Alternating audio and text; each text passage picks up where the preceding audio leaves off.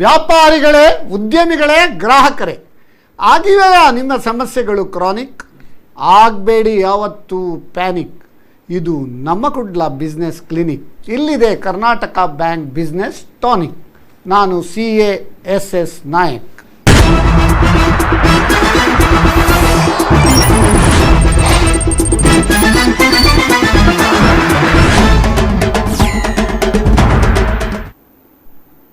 ವೀಕ್ಷಕರೇ, ನಿಮಗೆಲ್ಲರಿಗೂ Karnataka bank business tonic ಇದರ 108ನೇ ಸಂಚಿಕೆಗೆ ಸ್ವಾಗತ. ಇಂದಿನ ವಿಷಯ ಅನ್ಟ್ಯಾಪ್ಡ್ ಪೊಟೆನ್ಷಿಯಾಲಿಟೀಸ್ ಆಫ್ ಬ್ಲೂ ಇಕಾನಮಿ. ಇದರ ಬಗ್ಗೆ ಸಮಗ್ರ ಮಾಹಿತಿಯನ್ನು ಕೊಡಲಿದ್ದಾರೆ. ನಮ್ಮೊಂದಿಗೆ ಒಬ್ಬರು ಶ್ರೇಷ್ಠ ಒಂದು ರಿಸೋರ್ಸ್ ಪರ್ಸನ್ ಆಗಿ ಭಾಗವಹಿಸಲಿದ್ದಾರೆ ಡಾಕ್ಟರ್ ಎ ಸೆಂಥಿಲ್ ವೇಲ್.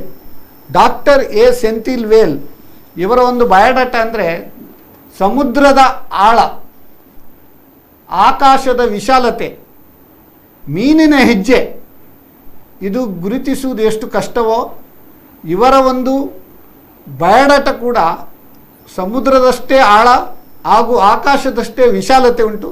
ಆದರೂ ಆ ಸಮುದ್ರದ ಆಳದಲ್ಲಿ ಒಂದು ಸಣ್ಣ ಏನು ಹೇಳ್ತಾರೆ ನಾವು ಮೀನು ಹಿಡಿದಾಗೆ ಒಂದು ಅವರ ಒಂದು ಸಂಕ್ಷಿಪ್ತ ಒಂದು ಪರಿಚಯ ಮಾಡಲಿಕ್ಕೆ ನನಗೆ ಬಹಳ ಒಂದು ಹೆಮ್ಮೆ ಆಗ್ತದೆ. ಡಾಕ್ಟರ್ ಎ ಸೆಂಥಿಲ್ ವೇಲ್ ಇವರು ಪ್ರಸ್ತುತ professor and dean college of fisheries Mangaluru ಇದರಲ್ಲಿ ಕಾರ್ಯನಿರ್ವಹಿಸ್ತಾ ಇದ್ದಾರೆ.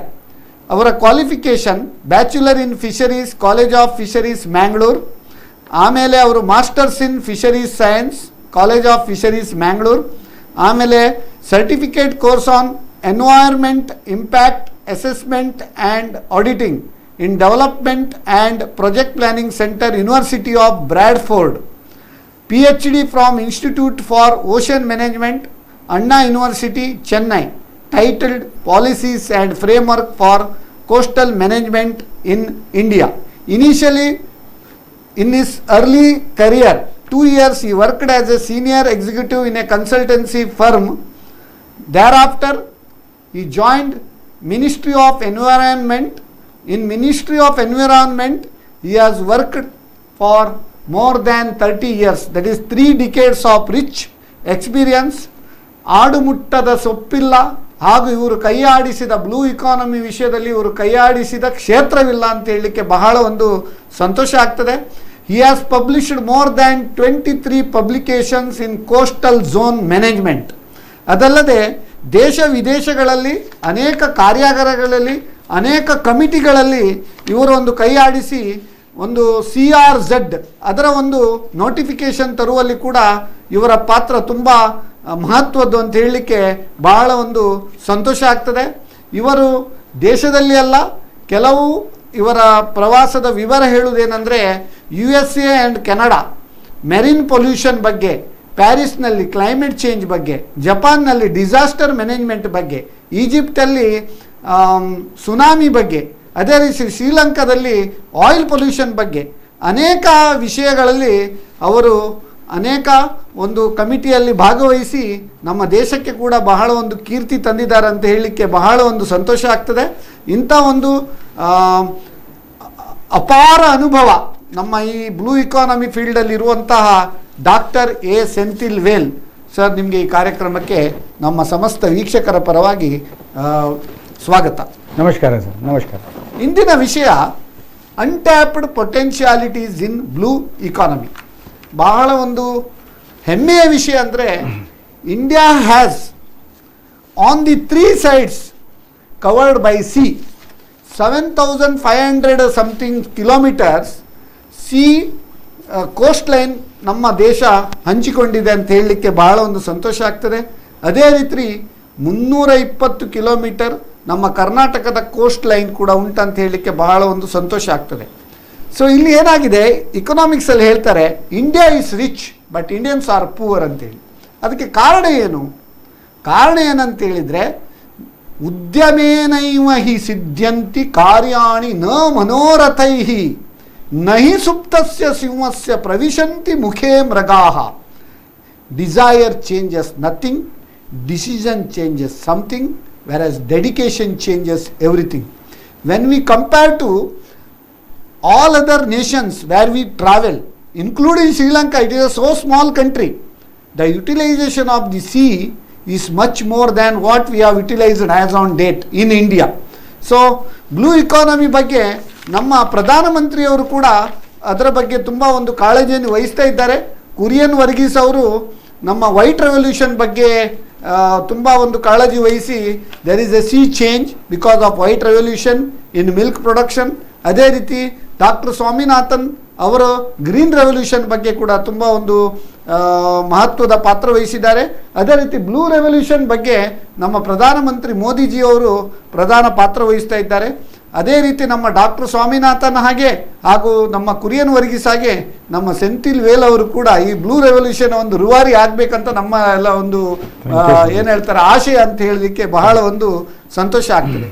ಇವತ್ತು sir Kannada you are comfortable? Okay. ಈಗ untapped potentialities on in blue economy. So ಈಗಾಗಲೇ ನಾನು ಹೇಳಿದಾಗೆ ನಾನು ಸಂಕ್ಷಿಪ್ತ ಮಾತಾಡ್ತೀನಿ, ಯಾಕಂದರೆ ಹೆಚ್ಚಿನ ವಿಷಯ ನಿಮ್ಮ ಹತ್ರ ನಾವು ತಿಳ್ಕೊಳ್ಳಿಕ್ಕೆ ಇರ್ತದೆ.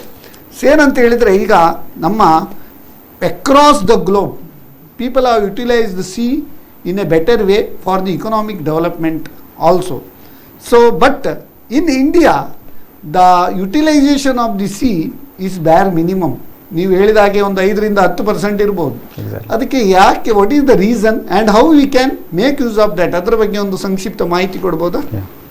Thank you so much. First of all I thank you sir and also Nammakulla channel for inviting me and also taking up this very very important topic at this present juncture. This juncture, as we know, we are passing through very difficult times. That is, COVID pandemic is on, unemployment is there, farm distress is there, people are very very enthusiastic to get some kind of employment and what is the way forward. So they are looking at the government to take forward. And at this point, when Nammakulla has come up with the blue economy, their new chapter in the Indian economic sector, that is very very encouraging. I really thank Nammakulla channel for having taken up this topic. With regard to blue economy, where do we stand? It is not new for us. Indian history, if you go back to Indian history, India was one of the most prominent maritime states in the world. Beautiful ships were built in those days, fishing was there, agriculture, our economy was booming in those days. And as you all know, seeing our ships in Zanzibar, Vasco da Gama was so impressed that he asked the people over there, from where did this ship come? That gave the enthusiasm for him to come to India and find out how this time is there. Then he realized the maritime potential in the country. But thereafter, when the Britishers came, for their benefits, for their market in Europe, they slowly destroyed our maritime infrastructure, and we lost our skills of manufacturing one of the best boats and ships in the country, and it was worldwide, it was known. We in fact went to our, as you know, that our kingdoms right from Chola is there in Indonesia, and several in Vietnam. We have traveled all over. In fact, there is some historians tell we were the first to even to go to United States.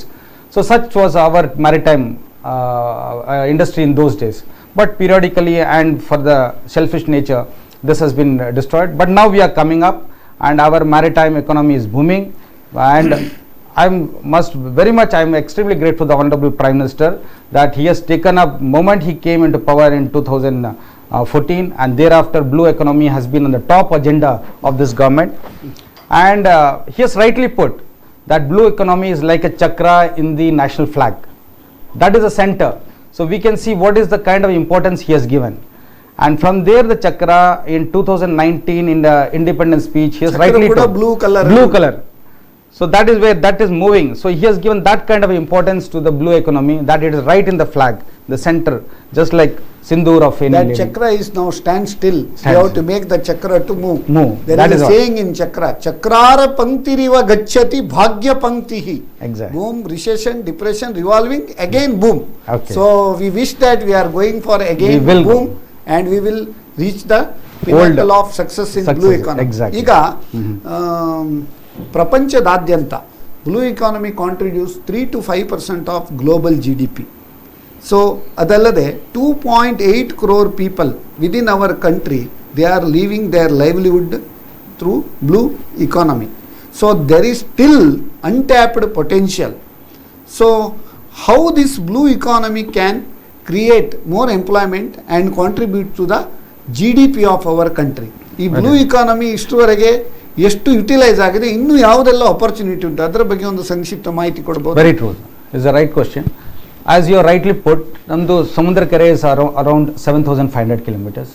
5,500 is of the mainland, right from Gujarat to West Bengal. ನಿಮಗೆ ಗೊತ್ತು, on two sides we have got Andaman and Nicobar in Bay of Bengal. Andaman Nicobar is the biggest coastline. It is the biggest island. It is oceanic island, where it is formed because of the volcanic eruptions which came from Sumatra. Okay. So what we see on the top of Andaman is basically the top of the mountains. The massive mountains are below the sea, and this is in Bay of Bengal.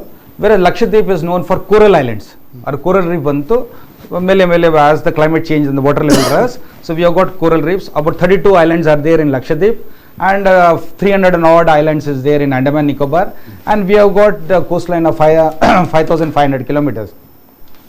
This coastline, we have got totally 13 states and union territories, 9 states and 4 union territories we have got.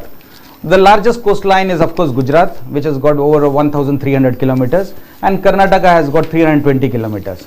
This coastline and the waters predominantly has been used for 4 major areas. So one is for fishing, as you all know, and second is utilization for the industrial purpose, drawing and the power sectors, and some for housing, etc., where the tourism has been developed, and the third sector is the saline water agriculture, etc., has been lately. These are the traditional sectors. Now people have started making it emerging sectors. Enen barta ide, like financial management, ship insurance, maritime insurance, big industry. All Europeans, Malta, etc., are prominent in shipping industry, where they buy, sell commodities, insurance, etc. Ship breaking, ship making, boat building, net making, tourism, cruise tourism. Tourism you are lacking. We are When totally you go to Mauritius, Hong Kong, Small countries. Singapore, small countries, if you go, that parachute ಇರ್ಬೋದು, scuba Everywhere. Diving ಇರ್ಬೋದು, ಬೇರೆ ಬೇರೆ ಸಮುದ್ರದಲ್ಲಿ sports ಎಷ್ಟುಂಟು, ಜನ ಅದಕ್ಕಾಗಿ ಹೋಗ್ತಾರೆ. I agree with you. I went to Vietnam for a conference over there. They got their independence much after us. ಎಷ್ಟು ಚೆನ್ನಾಗಿ ಮಾಡ್ತಾ ಇದ್ದಾರೆ, and so beautiful. The main thing for tourism is cleanliness. ನಮ್ಮದು ಒಂದೇ ಒಂದು problem that we have neglected. Wherever ಈ ಜಾಗ ನಾವು ನೆಗ್ಲೆಕ್ಟ್ ಮಾಡಿದರೆ here flies will come, dust will accumulate. Similarly when our beaches are not attended, garbage comes and down. Once garbage comes, all other things come up. So hence the tourism is lost. So we should give importance much more than anything else on the tourism, because that will keep our economy growing and also keep our coastline clean. So this is one of the most important things I want to convey through this media. Okay. ಈಗ ಕಳೆದ budget ಅಲ್ಲಿ ಕೂಡ ಇರಬಹುದು, ಈ Atmanirbhar Bharat 5 tranches ಅವರ prime minister, ಅವರ finance minister has announced lot of measures during this Atmanirbhar Bharat package. Now, what are such packages available for our blue economy? Okay. See, really it is very thankful to the government that this blue economy has been brought in this budget, and 4,000 crores has been earmarked. And I really appreciate this government for taking this initiative. And there is already another scheme called the Sagarmala project. Yes. So that is a major project with Ministry of Shipping Industry, and now the Blue Economy project has also gone. And there is another scheme which the Honorable Prime Minister flagship project has been launched, Pradhan Mantri Matsya Sampada Yojana. Now this 3 has to be dovetailed to make this chakra rolling. What you rightly told, the chakra has to keep rolling. Now to roll the chakra, another sector is tourism has to be brought in. Yesterday there was a debate in Rajya Sabha on the tourism, how to make the tourism. When all these 4 come together, our economy will grow in a much faster manner, what was anticipated. Now what you are told, the various major sectors what you want. Like I'll take for the example Mangalore. The major problem now we are facing is solid waste management. All the solid waste which it is a landfill. So it is all going down in the sea once the monsoon comes. Dumping in the sea. So what is happening? We are losing the fishes. The fishes are getting contaminated. There is a plastic pollution over there. The land is getting spoiled. So that is the most burning problem of Mangalore. Second, we have done one waste to wealth one program here. Okay. With our Swami Ekanandaji ji from Ramakrishna Mission. Okay. How to convert the waste into wealth. Wealth. Rather, Exactly. ಕಸದಿಂದ ರಸ. ಆ ಕಾರ್ಯಕ್ರಮ It's very important. Mangalore, yesterday also I was discussing with some of the experts. The Mangalore has to deal with it. Various kind of option like creating wealth. How to create wealth? Either it is through refuse derived fuel, either you make it into briquetting and burn it, or you use it as a manure, you segregate or recycle it. There are various options are available depending upon the type of waste and the topography which is. Second, we are facing a serious water problem. But whereas the sea is here, why we can't desalinate the water? Desalination plant. Desalination. I think Chennai they have done. Na? Chennai we have done, all the industries, CPCL, Chennai petrochemical industry, Gujarat the refineries, Jamnagar refinery, Reliance, they all take water. But ಅದು ಹೇಳ್ತಾರೆ ಆ desalination plant ಇದು water use ಮಾಡಿದ್ರೆ ತಲೆ ಕೂದಲು ಉದುರುತ್ತದೆ. Enter Gulf, have you seen anyone? They are the movie. They say like that. Enter Gulf is on the desalination plant. Okay, okay. It doesn't happen. So it's a myth. It is a myth. It is a myth. Okay. No, there are different things. So desalination, we can produce water over here. And see, I call this concept blue economy, this very important thing which I am going to say, that we should not see blue economy as only water. We should also see water in the inland areas or rivers. We have got 26 rivers in the state, the backwater and estuaries. We have to see all together. And I call one concept called as H2O. H2O is hill to ocean. Okay, very nice. Hill to ocean. And Karnataka is the most fortunate state where we have got Sayadris, the Correct. Western Ghats, and then runs down and meets the ocean. So the ocean health depends upon the Western Ghats, because when the rain falls, because the rain monsoon comes and hits the Western Ghats, the rain brings down all the organic material, the dead and decayed into the ocean. That is the manure for the ocean. Because of that manure and organic material, the planktons grow, the green thing which you see in the monsoon, and thereafter we get sardines, matti, bhutai, which is a lifeline of this fishermen. So today what is happening, we are cutting down the forest, we are degrading, we are mining, etc. All and are polluting. interlinked. It is interlinked. The entire nature is interlinked. We can't see blue revolution as blue. So that's what I want to tell today, that we have to see hill and the ocean. That is H2O. Very rightly, this approach has to be adopted. Until we conserve our Western Ghats, we can't get fishes here. Correct. So I have done quite a lot of research on this last 2 years. We find that the rivers which are bringing in are not bringing adequate water. Hence there is a erosion. 56% of our coastline is getting eroded because sediments ಅಲ್ಲಿಂದ ಬರ್ತಾ ಇಲ್ಲ. Sediment sand ತಗೊಳ್ತಾ ಇದ್ದೀವಿ ನಾವು. Unscientific mining is taking place. ಸಮುದ್ರದ ಬಗ್ಗೆ ನಾವು ಹೇಳ್ತೇವೆ water everywhere, no water to drink.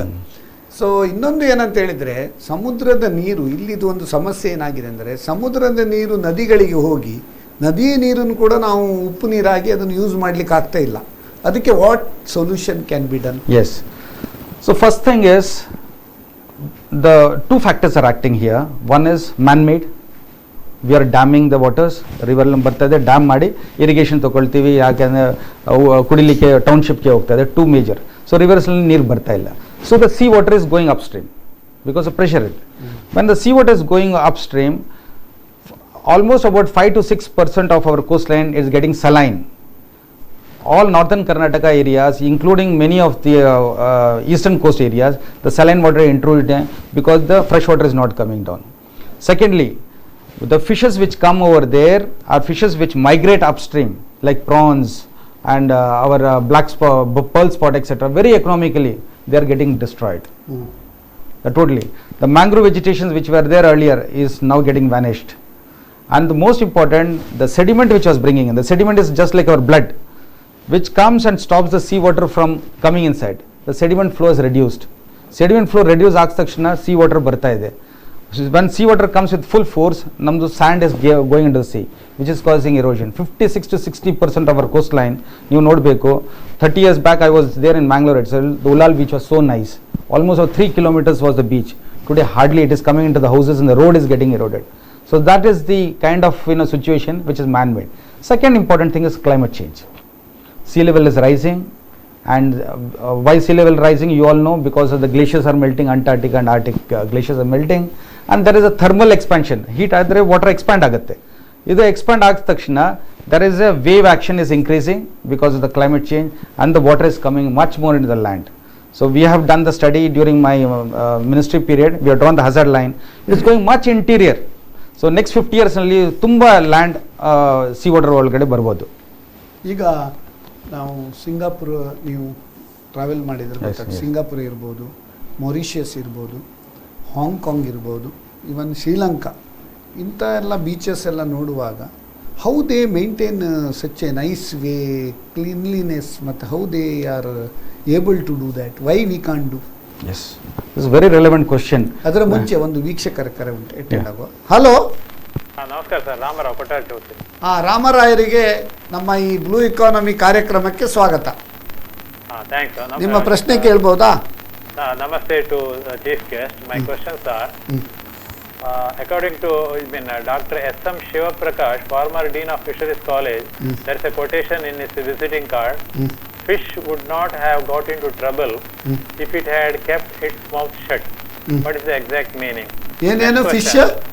What are the scope for further increase of export of fish to foreign countries, whether bank loan is easily available? Next is, according to Chinese proverb, give a fish to hungry man, he will be satisfied for a few hours. Teach him how to catch a fish, he will be happy throughout his life. There are so many other eatable items. Why fish is quoted here? Next question, I think vitamin C is there in the fish and it is good for health. Whether fish content is used in allopathy medicine. Next question is, what is the difference between fish found in the sea and the fish found in the river? Thank you, sir. ನಮ್ಮ Ramarao, okay, is Mangalore productivity council ಅದರ ಅಧ್ಯಕ್ಷರು. Okay, ಅವರು ಯಾವಾಗಲೂ ಉತ್ತಮ ಪ್ರಶ್ನೆಗಳನ್ನೇ ಕೇಳ್ತಾರೆ. ಅವರು ಮೀನು ತಿನ್ನೋದಿಲ್ಲ, ಆದರೂ ಕೂಡ ಮೀನಿನ ಬಗ್ಗೆ ಬಹಳ ಒಂದು ಇದು ಹೇಳಿದ್ರು. ಪ್ರತಿಯೊಂದು ನಮ್ಮ ಸಂಚಿಕೆಯಲ್ಲಿ ಈ prepares well and ask questions. ಅದಕ್ಕೆ ನಾವು ಅವರಿಗೆ ಪ್ರೊಡಕ್ಟಿವ್ ರಾಮರಾಯರ್ ಅಂತ ಬಿರುದು ಕೊಟ್ಟಿದ್ದೇವೆ. Because is from Bangalore productivity council also and is asking productive questions. We will cover one by one over a period of our programme. So ಈಗ ಅವರು ನಿಮ್ಮ ಫಾರ್ಮರ್ ಡೀನ್ ಶಿವಪ್ರಕಾಶ್ ಹೇಳಿದ ಬಗ್ಗೆ ಫಿಶ್ ವುಡ್ ನಾಟ್ ಹ್ಯಾವ್, ಅದೇನೋ ಒಂದು ವಿಸಿಟಿಂಗ್ ಕಾರ್ಡ್ ಅಲ್ಲಿ ಉಂಟಂತ. Okay, ಈಗ ಎಕ್ಸ್ಪೋರ್ಟ್ ಆಫ್ ಫಿಶ್, ಅದರ ಬಗ್ಗೆ ನೀವು ಇಲಾಬ್ರೇಟ್ ಮಾಡ್ಬೋದಾ? ಪ್ರಾಬ್ಲಮ್ ಏನಂತ ಹೇಳಿದರೆ, ನಮ್ಮದು export market potentially of course internal consumption ಉಂಟು, ಬಟ್ ಎಕ್ಸ್ಪೋರ್ಟ್ ಕೂಡ ನಾವು we are not up to the mark because of I think value added products we are not doing much. ಅದರ ಬಗ್ಗೆ marine product export, you are exporting to a country for the economic reasons. Now why a country will buy only when it is of high quality, quality maintained by our infrastructure facility, except for few processing plants along the coast. Our processing units are not to that standard of the European market. Their standards are very very stringent. Salmonella zero irbeku, coliforms should be zero, so handling it is very very stringent. EMPEDA is our agency, Marine Export Development Authority. They are the persons under Ministry of Commerce. They do it. Certification ಅವರು ಮಾಡ್ತಾರೆ. So our main problem is maintaining the quality. And second most important, ನಮ್ಮದು main problem ಏನಂದ್ರೆ, I just wanted to make a mention, ನಾವು ಸ್ವಚ್ಛ ಭಾರತ್ ಅಭಿಯಾನ ಮಾಡ್ತೇವೆ, clean ಮಾಡೋದು ಹೇಗೆ ಅಂತೇಳಿ. ಬಟ್ ನಾವು ಗಲೀಜು ಮಾಡದಾಗೆ ಏನು ಮಾಡಬೇಕು? ಫಾರ್ ಎಕ್ಸಾಂಪಲ್, ಫಸ್ಟ್ ಹೇಳ್ತಾರೆ ನಾವು ರೋಡ್ ಸೈಡ್ ಅಲ್ಲಿ ಇಲ್ಲೆಲ್ಲ ಇದು ಟಾಯ್ಲೆಟ್ ಅದು ಇದೆಲ್ಲ ಮಾಡ್ತಾರೆ. Where are the toilets here to use? So Swachh Bharat Abhiyan ನೋಡಿ, ಸ್ವಚ್ಛ ಇಡಬೇಕಾದ್ರೆ you should give the facility and infrastructure. Even our city corporation this they are acting like a just agents, collecting taxes and spending road that this ಬಿಟ್ರೆ. But there are no visionary things, constructing of toilets now and then. Such things if they do, it is better. ಅದೇ ರೀತಿ ಈ fisheries sector ಅಲ್ಲಿ ಕೂಡ MPDA ನೀವು ಅದು ಸರಿ ಇಲ್ಲ ಇದು ಸರಿ ಇಲ್ಲ ಕ್ವಾಲಿಟಿ ಹೇಳ್ತಾರೆ. ಸರಿ ಆಗ್ಲಿಕ್ಕೆ infrastructure what we have to create, that they have to concentrate. Like EMPEDA approached my college to establish a laboratory. ಯಾಕೆಂದ್ರೆ ಇವಾಗ laboratory ಟೆಸ್ಟ್ ಮಾಡಲಿಕ್ಕೆ they have to go to Cochin. Once it goes to Cochin, it takes almost 15 days. So FICCI has approached me to establish. I am ready to establish, but they are not able to get the permission from EMPEDA. Okay. So today all marine product, they have to send the product to Cochin or some other unit. Why we can't have it in Bangalore? ನಮ್ಮ ಜನಪ್ರತಿನಿಧಿಗಳು ಅದಕ್ಕೆ ಒಂದು ಸ್ವಲ್ಪ ತಕೊಂಡು. My college is there since last 50 years. We could have developed. ನಮ್ಮದು ನೋಡಿ, ಅವರು fisheries minister ಅಂಗಾರ ಅವರು ಬಂದಿದ್ದಾರೆ. ಅವ್ರ ಹತ್ರ ನಾವು ಇವತ್ತು ನಮ್ದೊಂದು coastal Karnataka coastal business conclave ಉಂಟು, ನಾನು ಇದ್ದೀನಿ. ಅದರಲ್ಲಿ ನೀವು ಕೂಡ ಭಾಗವಹಿಸ್ತಾ ಇದ್ದೀರಿ. Correct. Why can't you make a mention about it so that I will also take up this Certainly I'll matter, mention. so that because all our industry minister will be there, other ministers will be there, Yeah. local representative, MP, MLA and all that. Exactly. If they take up the things, I think it is possible. Yeah, I'm also presenting on the blue economy potentialities of Karnataka today in front of the honorable ministers. Hope something will happen. I've been trying after I came back from ministry. I'm on deputation here. I'm trying my best to not only to improve the status of various fishing community here, but also to improve my college, which is one of the foremost college, first in entire How Asia. many fisheries colleges are there in Karnataka? Only one, sir. This is really, it pains me to tell. I studied here, so I came back here for the interest of my college to develop it and give it a university status. The same college which was there, all the students who are passed out in the entire state, our 4 states have made it into university, and they've got 5 to 6 colleges. Like Tamil Nadu has got 6 colleges, Maharashtra has got 4, Andhra has made it into university. Everyone. But my state, Karnataka, has remained with the same old college, and infrastructure, if you come and see, it was established by Japanese government, and it was state of art those days. We had 4 vessels and one of the best technology wing. Today the same technology wing is not functioning because lack of funds. So we are not able So to you are controlled by state government or central? state government. Okay. State government. We come under Bidar. Earlier it was US Bangalore, University of Agricultural Sciences. Now with veterinary and animal sciences, Bidar it has gone. So I'm not They have getting to that do kind of separate university for fisheries, fisheries and one more fisheries college can open in And- North Kannada. and polytechnic Andhra, colleges. Polytechnic Dharwad, colleges for the Varsama. after 10 students. Let us give free education to the fishing community. Correct. My basic interest, which I started in the environment ministry also, to give the free education to the fishing community. Why? Because they got traditional knowledge. They know what to catch, when to Correct, catch, correct, how to correct. catch. Correct, correct. Today, Correct. all mechanized fish, all scientific way, we are destroying our fish. Even istu chikka also we are marigalu we are catching. But the fishermen in those days, they will not touch it. Correct, correct, correct, correct. So they were so conscious because that is not a sustainable development. Correct.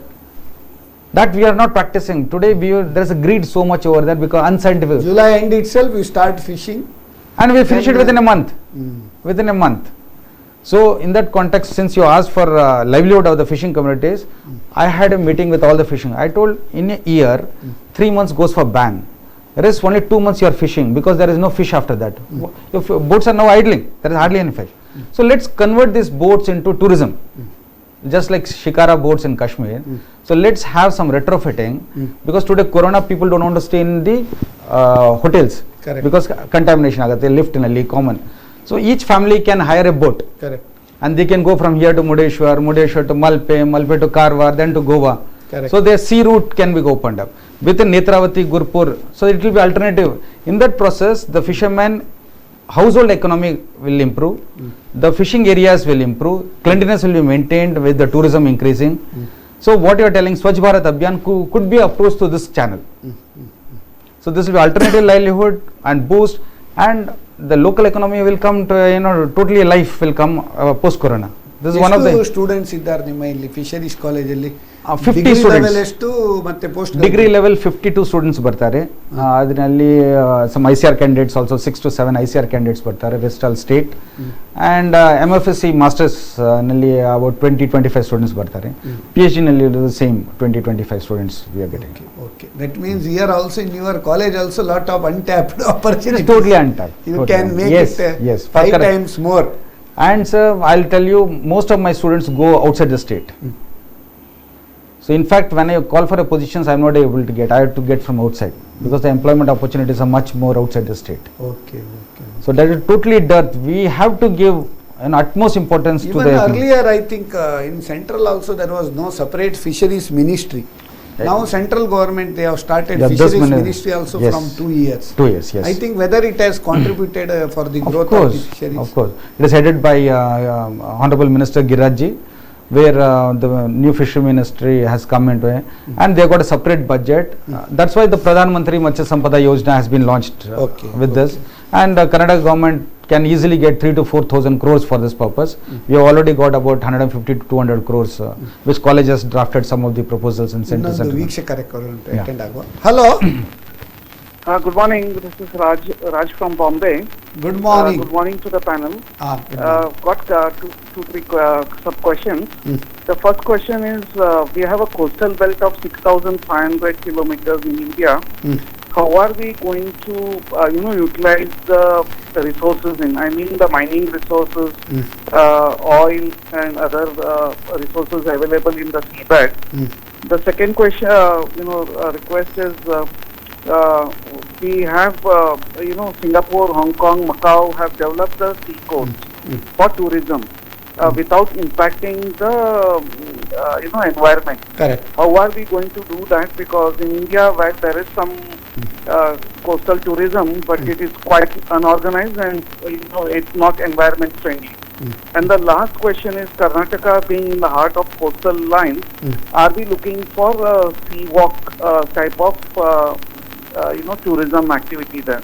Okay. That's it. Thank you so much. Excellent Excellent questions question. you have asked. Very good He's question. our Rajendra from Mumbai. Okay. So he's from Mangalore only. He's asking regularly I can answer questions this in question. his programs also. First of all, that is in sea. What are the opportunities in mining and oil extraction from Very the good. sea? Okay.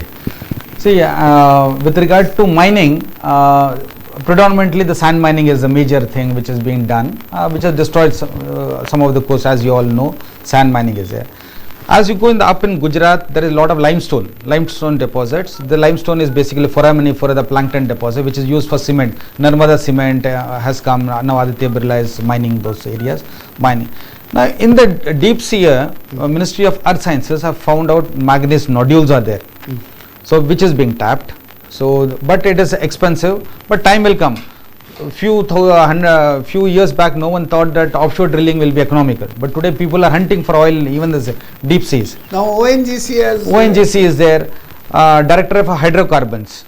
So they have got identified oil wells all along. Karnataka has also been identified in one area, having oil well and gas. Apart from oil and gas, there is a crude. There is also methane deposit. What we call methane gas is also there. There is a shale gas deposits over there. So we have to identify. The exploration is going on by the central government. Hopefully we will be able to get it, and if we get it, whether it is economically viable, then we can tap it. Like Canada in western coast, other than Bombay High, so not many areas are much promising, but east coast we have got quite a promising Andhra belt, Tamil Nadu belt. Sir, we you have got told about the sand mining. Sand mining from the sea, ಅದು ಉಪ್ಪು ನೀರುದು sand ಉಂಟಲ್ಲ, that is not suitable for construction, they say. So, when compared to see, river sand. like since Singapore was mentioned, Netherlands was mentioned, there is no riverine because all the sand comes here from the riverine sources. But there are countries which don't have rivers, like Singapore does not have river. So what they do is, when they do the dredging of the channels for the navigation, wherever sand is there, they take the sand and take it to the land area and put it in large areas within a drum, and they let for 3-4 years get it washed. Okay. Washed by the rainwater. Okay. So this I initiated when Then Setu that salt content will salt content settle. automatically it will get washed off. Yes. Then when the salinity is not there, you can automatically use it. So this is what I am proposing, that below 10 meters there is sand deposits all along the coast. Okay. So we have to start identifying those deposits which are lying below the sea level, bring it onto the land, and because we have got a good rainfall, God has blessed us with monsoon, so this can be washed, could be utilized. So this is one area. Excellent.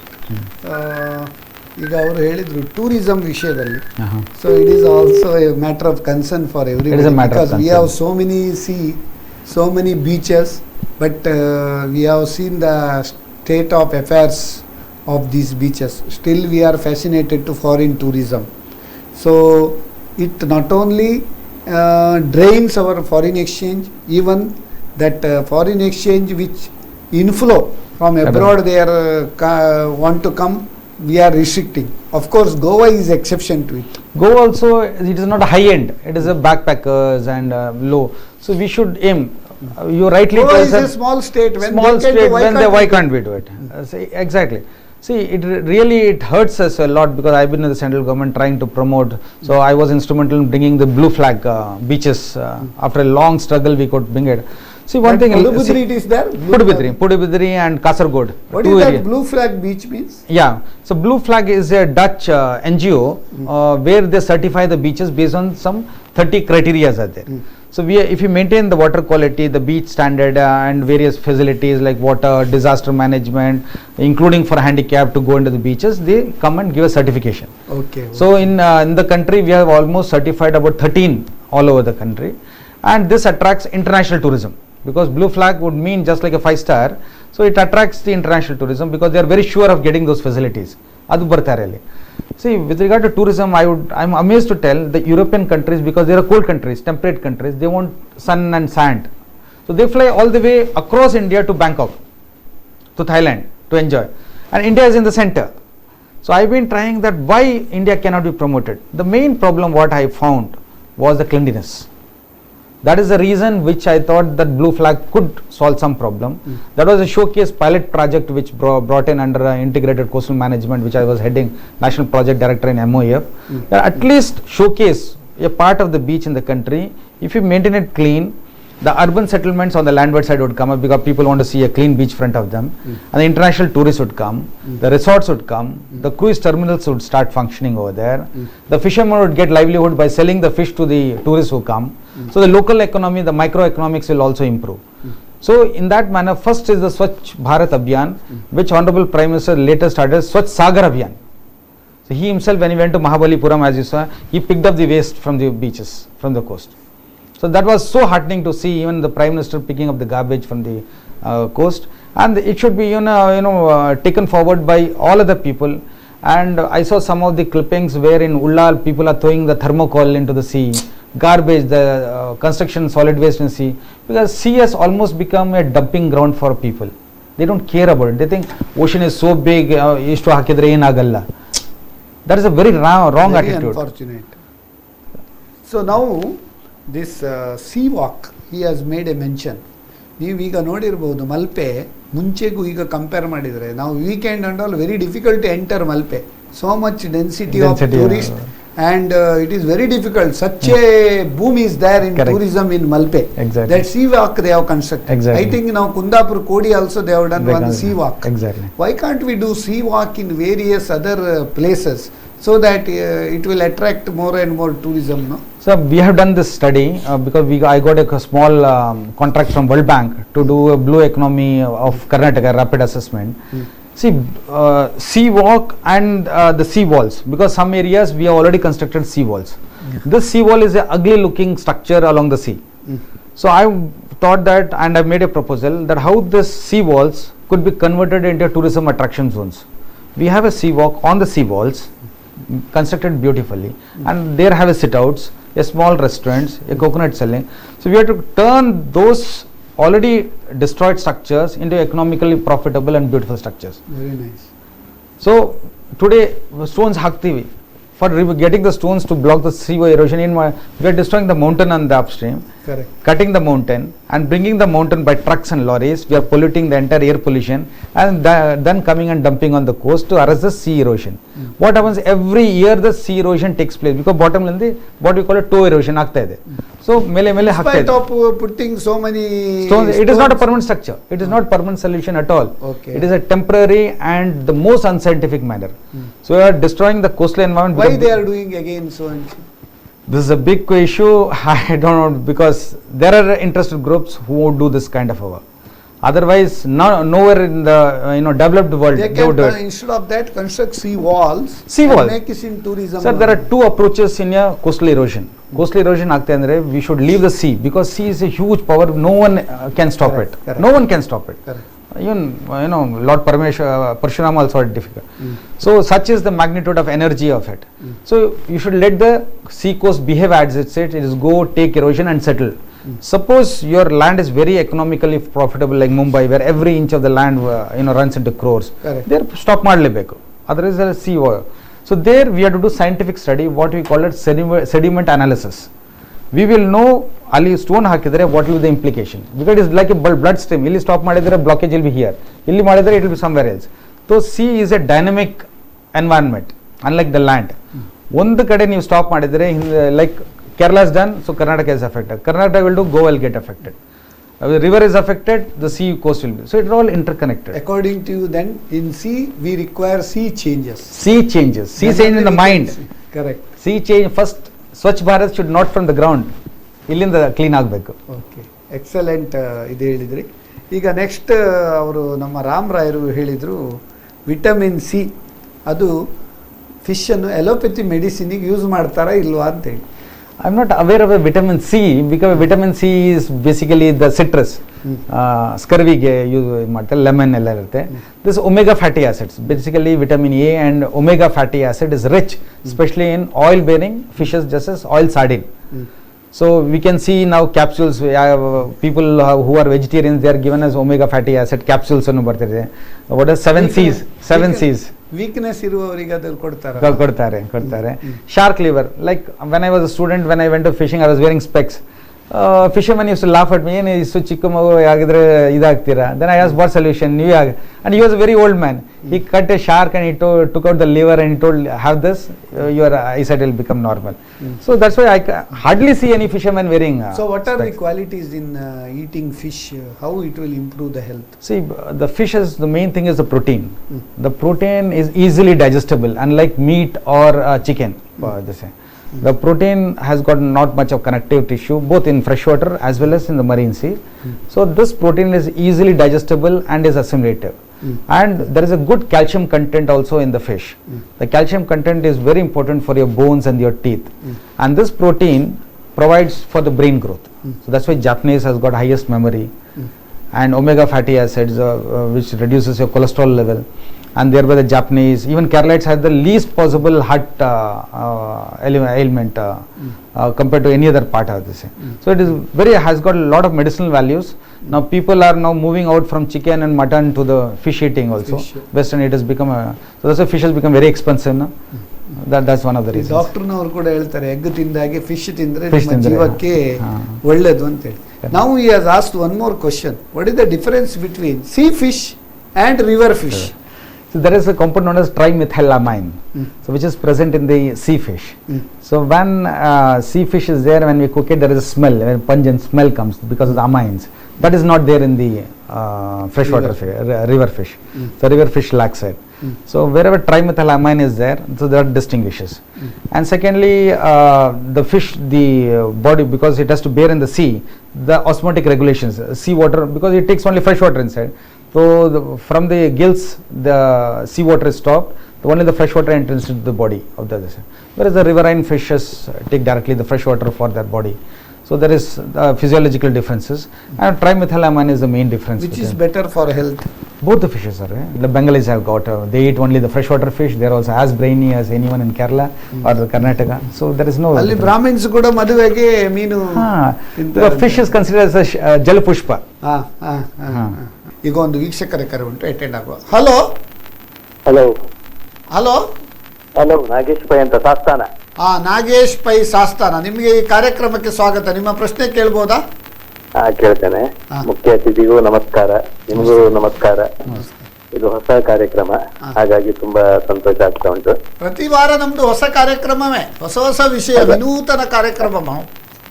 ಅಲ್ಲ, ನೇರ ಸಬ್ಜೆಕ್ಟಿನ್ಕಿಂತ ಇತರ subject ಬಗ್ಗೆ ನೀವು ಹೋಗುದು ಅದೊಂದು ದೊಡ್ಡ ತನವೇ. ಅದು ಅದ್ರ ನಿಮ್ಮ ಫೀಲ್ಡ್ ಬಿಟ್ಟು ನೀವು ಹೊರಗೆ ಬಂದು ಇದರ ಬಗ್ಗೆ ಒಂದು ಆಸಕ್ತಿ ತೋರುದಂತಾದ್ರೆ ಎಲ್ಲರ ಅಂದ್ರೆ ಆಲ್ರೌಂಡ್ ಅಂತ ಹೇಳ್ತಾರೆ. ಇದಕ್ಕೆ ಎಲ್ಲ ಬಗ್ಗೆ ಆಸಕ್ತಿ ಇದ್ದವರು ಕಡಿಮೆ.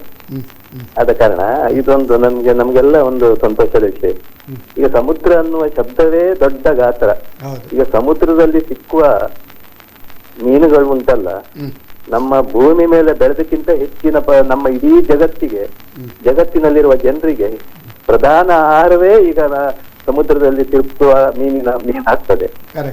ಶೇಕಡ ಎಲ್ಲಾ ನಾವು ನಾನ್ ವೆಜ್ ನಲ್ಲಿ ಶೇಕಡ 80ರಿಂದ 85 ಪಟ್ಟಷ್ಟು ಮಾಂಸಖಂಡ ಇರುವುದು ಮೀನಿನಲ್ಲಿ ಮಾತ್ರ. ಮೀನನ್ನುವಂಥದ್ದು ಪೌಷ್ಟಿಕಾಂಶ ಆಹಾರ. ಆದ ಕಾರಣ ಈಗ ಮೀನಿನಲ್ಲಿ ಇರುವ ಔಷಧ ಗುಣವೂ ಅಷ್ಟೇ. ಇಡೀ ನಮ್ಮ ದೇಶದಲ್ಲಿ ನೋಡಿ, ನಮ್ಮ ಕಡೆಯಲ್ಲೆಲ್ಲ ಕರಾವಳಿ ಸೈಡ್ ನಲ್ಲಿ ಹೇಳ್ತಾರೆ, ಅಲ್ಲಿ ಸಮುದ್ರದಲ್ಲಿ ಮೀನು ಸಿಕ್ಕದಿದ್ದಾಗ ಇಲ್ಲಿ ಎಲ್ಲ ವಹಿವಾಟುಗಳು ತಂಡ ಆಗ್ತದೆ. ಮಾತಿಗೆ ಹೇಳ್ತಾರೆ, ಅಲ್ಲಿ ಫಿಶಿಂಗ್ ಇಲ್ಲ ಮಾರ್ರೆ, ಹಾಗಾಗಿ ವ್ಯಾಪಾರ ಎಲ್ಲ ತಂಡ. ಹಣ ಓಡಾಡುವುದೇ ಮತ್ತೆ ವ್ಯಾಪಾರ ಬೆಳೆಯುವುದೇ ಮತ್ತೆ ವಹಿವಾಟು ಜಾಸ್ತಿ ಆಗುವುದೇ ಸಮುದ್ರದಕ್ಕೆ ಹೊಂದಿಕೊಂಡು ಉಂಟು. ಅವರಿಗೆ ಮೀನು ಸಿಕ್ಕಿದ ಆಧಾರದ ಮೇಲೆ ಇಲ್ಲಿ ವಹಿವಾಟು ಜಾಸ್ತಿ ಆಗ್ತದೆ, ಅಷ್ಟುಂಟು. ಹಾಗೆ ಸಮುದ್ರ ಅನ್ನುವ ಶಬ್ದ ಉಂಟಲ್ಲ, ಈಗ ನೋಡಿ ಸಮುದ್ರದಿಂದ ಇಡೀ ನಮ್ಮ ದೇಶ ಪ್ರಪಂಚ ಇರುವುದೇ ಸಮುದ್ರದ ಆಧಾರ ಮೇಲೆ. ಯಾಕೆ ಅಂತ ಹೇಳಿದ್ರೆ ಈಗ ಕಾಲು ಭಾಗ ನೆಲ, ಮುಕ್ಕಾಲು ಭಾಗ ನೀರು, ಆದ್ರೆ ನಮ್ಮಲ್ಲಿ ದೇಶದಲ್ಲಿ ಪ್ರಪಂಚದಲ್ಲಿ ನೀರಿನ ಕೊರತೆ ಉಂಟು. ಈಗ ನಮ್ಮಲ್ಲಿ water everywhere, no water to drink ಅಂತ. ಹೌದು. ಹಾಗೆ ನೋಡಿ ಈಗ ಸಮುದ್ರದ ಆವಿಯಾದ ನೀರು ಮೇಲೆ ಹೋಗಿ ನಮ್ಗೆ ಮಳೆ ಬಂದ್ರೆ ಮಾತ್ರ ಇಲ್ಲಿ ಬೆಳೆ ಆಗ್ತದೆ. ಮತ್ತೊಂದು ಭಾರಿ ಒಂದು ಅದ್ಭುತ ನೋಡಿ, ಸಮುದ್ರದ ನೀರು ಉಪ್ಪಾದ್ರೂ ಕೂಡ ಮೇಲೆ ಹೋಗಿ ಅದು ಚಪ್ಪೆ ಆಗಿ ನಮ್ಮ ಭೂಮಿ ಮೇಲೆ ಬಿದ್ದಾಗ ಮಾತ್ರ ಅದಕ್ಕೆ ಶಕ್ತಿ ಬರ್ತದೆ. ಅದು ಹೇಗೆ ಆಗ್ತದೆ ಚಪ್ಪೆ ಅನ್ನೋದು ಇವತ್ತಿಗೂ ವಿಜ್ಞಾನದಲ್ಲಿ ಉತ್ತರ ಇಲ್ಲ. ಮತ್ತೆ ನೋಡಿ ವಿದ್ಯುತ್ ಉತ್ಪತ್ತಿಯು ಆ ನೀರಿನಲ್ಲೇ ಆಗುದು. ನೋಡಿ ನೀರನ್ನುವಂಥದ್ದು ವಿದ್ಯುತ್ ನೋಡಿ ಮೇಲೆ ಸಿಡಿಲ್ ಅಂತ ಬರ್ತದೆ, ಅದು ಭೂಮಿಯಿಂದ ನೀರು ಮೇಲೆ ಹೋದದ್ದು ಯಾವ ರೀತಿ ಅದು ಸಿಡಿಲ್ ಬರ್ತದೆ, ಅಲ್ಲಿ ವಿದ್ಯುತ್ ಹೇಗೆ ಉತ್ಪತ್ತಿ ಆಗ್ತದೆ, ಮತ್ತೆ ಅಲ್ಲಿಂದ ಕರೆಂಟ್ ಅಷ್ಟು ಪವರ್ಫುಲ್. ಅಂದ್ರೆ ನಮ್ಮ ದೇಶದಲ್ಲಿ ಅಂತ ಕರೆಂಟ್ ಶಕ್ತಿ ಇಲ್ಲದಿರುವಷ್ಟು ಶಕ್ತಿ ಉಂಟು ಅದಕ್ಕೆ. ಅದು ಎಲ್ಲಿ ಹೇಗೆ ಉತ್ಪತ್ತಿ ಆಗ್ತದೆ ಅನ್ನೋದಕ್ಕೂ ಅದಕ್ಕೂ ವಿಜ್ಞಾನದಿಂದ ಇವತ್ತಿಗೂ ಉತ್ತರ ಸಿಗ್ಲಿಲ್ಲ. ಅದು ನಿಮ್ಮ ರಷ್ಯಾದಲ್ಲೆಲ್ಲ ಸಂಶೋಧನೆ ಮಾಡ್ತಾ ಇದ್ದಾರೆ, ಡಿಸ್ಕವರಿಯಲ್ಲಿ ಕೇಳಿದಾಗ. ಅಂದ್ರೆ ಅದು ಸಂಶೋಧನೆ ಮಾಡ್ಲಿಕ್ಕೆ ಆಗುದಿಲ್ಲ. ಸಿಡಿಲು ಬರುವಾಗ ಹೇಗೆ ಸಂಶೋಧನೆ ಮಾಡುದು, ಹೇಗೆ ಬರ್ತದೆ, ಆವಿಯಾದ ನೀರು ಮೇಲೆ ಹೋದಾಗ ಮೋಡ ತಾಗಿ ಬರುದಾ ಹೇಗೆ ಅಂತ ಮತ್ತೆ ಇನ್ನು ಅದಕ್ಕೆ ಸ್ಪಷ್ಟೀಕರಣ ಇಲ್ಲ. ಇದು ಅಪ್ರಸ್ತುತ ಆದ್ರೂ ಒಂದು ವಿಷಯ ಕೇಳಲಿಕ್ಕೆ ಕೂಡ ಕೂಡ ಆದ್ರೆ ಸಮುದ್ರ ಕೆಳಗೆ ಬರ್ತದೆ ನೋಡಿ, ಅದಕ್ಕೆ ಸತ್ಯ ಅಂತ ಹೇಳುದು. ನಾಗೇಶ್ ಪೈ ಅವರೇ, ನಮ್ಮ ತಜ್ಞರಲ್ಲಿ ಕೇಳುವ ಅದು ಸರ್, ಈಗ ಉಪ್ಪು ನೀರು ಸಮುದ್ರದಿಂದ ಆವಿಯಾಗಿ ಮೇಲೆ ಹೋಗ್ತದೆ, ಅದು ಬಂದು ಕೆಳಗೆ ಮಳೆಯಾಗಿ ಬರುವಾಗ ಅದು ಹೇಗೆ ಒಂದು ಸಿಹಿ ನೀರು ಅಥವಾ ಚಪ್ಪೆ ನೀರಾಗಿ ಬರುವುದು ಅಂತ. ಓಕೆ ಅದು C water has got 33% salt ಅಂತ ಕನ್ನಡದಲ್ಲಿ ಹೇಳಿದ್ರೆ ಸ್ವಲ್ಪ ಹೇಳ್ತಾರೆ. So when the sea water is exposed to the sun rays, heat, so it evaporates. Evaporate aga the salt doesn't go up into the water, only the water goes up. Okay. Manelli remain there. Manelli if you take water and put salt, ಅದು heat ಆಗಿ it concentrate ಆಗುತ್ತೆ. So you will not salting ತಗೊಳ್ರೆ like sambar, if it gets less this thing, you will get more saltier. Correct. That means the moisture, the molecules from the water will go. So water in the atmosphere comes from two sources. One the evaporation, another transmission. Plants ಇದಾಗತ್ತೆ ಅಲ್ಲ, ಅವರು vapours from the plants. So ಇದು ಒಟ್ಟಿಗೆ ಸೇರಿ cloud formation ಆಗುತ್ತೆ. when the clouds, because of the various movement of the clouds, because of the atmospheric western ghats ಮೇಲೆ hit ಆಗಿದ ಮೇಲೆ it will rain. ಮಾನ್ಸೂನ್ ನಮಗೆ ಜೂನ್ ಜುಲೈ ಆಗಸ್ಟ್ ನಲ್ಲಿ ಬರುತ್ತೆ, because of the monsoonal pattern. ಬಂದ ತಕ್ಷಣ it is only fresh water, because clouds ನಲ್ಲಿ ಬೇರೆ fresh water ಇರುತ್ತೆ. it comes down, so it ಬಂದು ಎಸ್ಚುರಿನಲ್ಲಿ sea water ನಲ್ಲಿ ಮಿಕ್ಸ್ ಆಗುತ್ತೆ, again it becomes brackish. So sea water will never go down. What honorable member has asked, why the sea level doesn't go down. Evaporation ಆಗ್ತಾ ಇದೆ, sea level ಕಡಿಮೆ ಆಗ್ತದೆ. But the cycle, water cycle is so much, ಎಷ್ಟು ಮೇಲೆ ಆಗುತ್ತೆ ಅದು rainfall ಆಗಿ ತಿರ್ಗಾ ನೀರು ಅಲ್ಲಿ ಹೋಗುತ್ತೆ. But why the sea level is now presently rising is because of the Antarctic, which was locked. Because 75% is in the ocean, the balance about 18 to 20% is in the ice formation. Like Himalayas ಮೇಲೆ ice ಇದೆ, glacier caps is there, icebergs in Antarctica. These are locked ices, not available for drinking or anything. But only 2% is what we are drinking. That river ice when it melts, whether it is can be used as of course it can be, just like Manali fridge nalli ice ide. Okay. So the same kind of ice, but now the ices are cracking yakendre temperature is going up, global warming ಆಗ್ತಾ ಇದೆ. So Antarctica is losing maximum number of glaciers now, so adike sea level is rising. So next 20 to 30 years about the entire coastline of Karnataka and including especially on the eastern side, sea level rise will be very enormous. Already in West Bengal we are seeing ಸಮುದ್ರ ಬದಿಯಲ್ಲಿ ಈಗ ಜಾಗ ತಕೊಂಡು ಮನೆ ಎಲ್ಲ ಕಟ್ಟುವುದು ಬಾರಿ ಕಷ್ಟ. More than that, sea level wind action is increasing. Over a period of time ನೀವು ನೋಡಿರಬಹುದು, so flooding like coastal Karnataka lot of land slides is happening. ನಮ್ಮ ಕಾಲೇಜ್ನ ಹೋಗಿ ಎಸ್ಟಿಮೇಟ್ ಮಾಡಿದ್ದಾರೆ, ಲ್ಯಾಂಡ್ ಸ್ಲೈಡ್ಸ್ ಆರ್ ಹ್ಯಾಪ್ನಿಂಗ್. ಯಾಕೆಂದರೆ ಮಳೆ is not coming in the period like June, July, August, September uniform about 3000 to 4000 mm ಆಗಬೇಕು. ಇವಾಗ ಒಂದು ದಿನದಲ್ಲಿ ತುಂಬ ಮಳೆ 1/4 ಬರ್ತಾ ಇದೆ. Then another 2-3 days there is no rain. Then suddenly after that, so what the volume of rain, the intensity is increasing. So the frequency and the intensity is increasing so high that landslides and flooding is taking place, which was never experienced in coastal Karnataka earlier. Okay, Nagesh Pai ಅವರು ಲೈನಲ್ಲಿ ಇದ್ದಾರಾ? ಇದ್ದೇನೆ. ಬೇರೆ ಯಾವುದು ಪ್ರಶ್ನೆ ಉಂಟಾ? ಅಲ್ಲ, ಮತ್ತೆ ಅಂದ್ರೆ ಹೇಳಿದ್ರೆ ಈಗ ಸಮುದ್ರದ ನೆಲದ ಮಟ್ಟಕ್ಕಿಂತ ಎಷ್ಟೋ ಎತ್ತರ ಉಂಟಂತ ಹೇಳ್ತಾರೆ. ಆ ಎತ್ತರ ಇದ್ದಾಗ ಅದು ಯಾಕೆ ನಿಂತಿತು?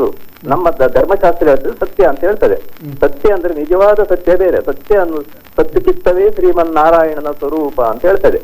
ನಿಜವಾದ ಸತ್ಯ ಅಂತ ಯಾವುದಂತೂ ಗೊತ್ತಾದಾಗ ಮಾತ್ರ ಪರಮಾತ್ಮ ಯಾರಂತ ಗೊತ್ತಾಗುದು ನಮ್ಮ ಧರ್ಮಶಾಸ್ತ್ರ ಹೇಳ್ತದೆ. ಹಾಗೆ ಸತ್ಯದಲ್ಲಿ ನಿಂತಿದೆ. ಎಲ್ಲಿ ಅಧರ್ಮ ಆಗ್ತದೆ ಅದು ಸಮುದ್ರದಿಂದಲೇ ನಾಶ ಆಗ್ತದೆ. ಸಮುದ್ರಕ್ಕೂ ಗಾಳಿಗೂ ನೇರವಾದ ಸಂಬಂಧ ಉಂಟು. ಹಾಗೆ ಭೂಮಿಯಲ್ಲಿ ಎಷ್ಟು ಸಂಪತ್ತು ಉಂಟು ನೋಡಿ, ಅಷ್ಟೇ ಸಂಪತ್ತು ಸಮುದ್ರದಲ್ಲಿ ಉಂಟು ಅಂತ ಹೇಳ್ತಾರೆ. ಮತ್ತೆ ಭೂಮಿಯಲ್ಲಿ ಎಷ್ಟು 84 ಲಕ್ಷ ಜೀವರಾಶಿ ಉಂಟು ಅಂತ ಹೇಳ್ತಾರೆ. ಅಷ್ಟು ಮೀನು ಮಾತ್ರ ಅಲ್ಲ ಸಮುದ್ರದಲ್ಲಿ, ಬೇರೆ ಬೇರೆ ಎಲ್ಲ ತುಂಬಾ ಉಂಟು. ನೀರು ನಾಯಿ ಅಂತ ಇರ್ತದೆ, ನೀರ್ ಆನೆ ಅಂತಿದ್ದಾರೆ, ನೀರ ಮನುಷ್ಯರು ಅಂತಿದ್ದಾರೆ. ಹಾಗೆ ಎಲ್ಲದೂ ಸಂಪತ್ತು ಸಮುದ್ರದಲ್ಲಿ ಉಂಟು ಅಂತ ಹೇಳಲಿಕ್ಕೆ ಇಷ್ಟಪಡ್ತೇನೆ. ಧನ್ಯವಾದಗಳು. ಓಕೆ, ಬಹಳ ಒಂದು ನಾಗೇಶ್ ಪೈ ಅವರು ಒಂದು ಹಳ್ಳಿಯ ಪ್ರದೇಶದಿಂದ ಬಂದರೂ ಕೂಡ ಇಷ್ಟು ಒಂದು ಜ್ಞಾನವಂತರಾಗಿದ್ದಾರೆ ಅಂತ ಹೇಳಲಿಕ್ಕೆ ನಮ್ಮ ಒಂದು ಹೆಮ್ಮೆ ಅಂತ ಹೇಳಿದ್ರೆ, ನಮ್ಮ ಬಿಸ್ನೆಸ್ ಟಾನಿಕ್ ವೀಕ್ಷಕರೆಲ್ಲ very knowledgeable and wise people and they ask all relevant questions. ಬಹಳ ಒಂದು ಸಂತೋಷ ನಾಗೇಶ್ ಪೈ ಅವರೇ, ನೀವು ಉತ್ತಮ ಪ್ರಶ್ನೆ ಕೇಳಿದ್ದಕ್ಕೆ ಧನ್ಯವಾದಗಳು. ಈಗ ನಾಗೇಶ್ ಪೈ ಅವರು ಹೇಳಿದರು, ಈ ಸಮುದ್ರದಲ್ಲಿ ಅನೇಕ ಜೀವರಾಶಿಗಳುಂಟು, ಸಂಪತ್ತುಂಟು. ನಮ್ಮ ಅದರ ಬಗ್ಗೆ ನಾವು ಎಷ್ಟು ಹೇಳಿದರೂ ಸಾಕಾಗೋದಿಲ್ಲ. ಅಂದರೆ ಅಷ್ಟು ನಮಗೆ ಒಂದು ಅಪರ್ಚುನಿಟೀಸ್ ಉಂಟು, ಅದನ್ನು ನಾವು ಇನ್ನೂ ಯೂಸ್ ಮಾಡಬೇಕಾಗ್ತದೆ. ಆದರೆ ನಾವು ಏನು ಮಾಡಿದ್ವಿ ಅಂತ ಹೇಳಿದರೆ, ನಾವು ದೂರ್ತೇವಿನ we don't make use of the things. That is the problem.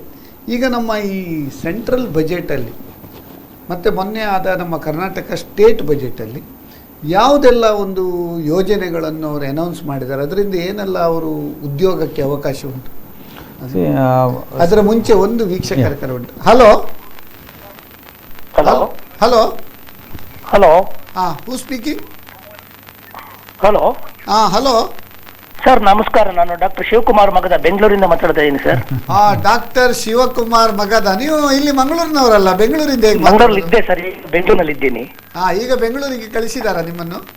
ಮೀನುಗಾರಿಕೆ ಸಂಶೋಧನಾ ಮತ್ತು ಮಾಹಿತಿ ಕೇಂದ್ರದ ಮುಖ್ಯಸ್ಥನಾಗಿ ಬೆಂಗಳೂರಿನಲ್ಲಿದ್ದೀನಿ. Very good very good. ಮಗದವರು ನಮ್ಮ ಈ ಒಂದು ಕಾರ್ಯಕ್ರಮದಲ್ಲಿ ಕೂಡ ಬಿಸ್ನೆಸ್ ಟಾನಿಕಲ್ಲಿ ಕಳೆದ ಒಂದು ದೀಪಾವಳಿ ಟೈಮಲ್ಲಿ ಅವರು ನಮ್ಮಲ್ಲಿ ಒಂದು ತಜ್ಞರಾಗಿ ಭಾಗವಹಿಸಿದ್ದಾರೆ. ನಿಮಗೆ ಅಭಿನಂದನೆಗಳು. ನಿಮ್ಮ ಒಂದು ಏನು ಹೇಳ್ತಾರೆ, ಲವ್ ಆ್ಯಂಡ್ ಎಫೆಕ್ಷನಿಗೆ ನಿಮಗೆ ಬಹಳ ನಮಗೊಂದು ಸಂತೋಷ ಆಯಿತು. ನಿಮ್ಮ ಒಂದು ಪ್ರಶ್ನೆ ಕೇಳ್ಬೋದಾ ಸ್ವಾಮಿ? Hello sir. ದಯವಿಟ್ಟು ಮಾತಾಡಿ ಸರ್. ನಂದು ಪ್ರಶ್ನೆ ಏನಿಲ್ಲ, ಬಹಳ ಚೆನ್ನಾಗಿ ಚರ್ಚೆ ನಡೀತಾ ಇದೆ. ನಮ್ಮ ಡೀನ್ ಡಾಕ್ಟರ್ ಸೆಂಥಿಲ್ ವೇಲ್ ಅವರು ಚೆನ್ನಾಗಿ ವಿಚಾರವನ್ನು ಮಂಡಿಸ್ತಾ ಇದ್ದಾರೆ.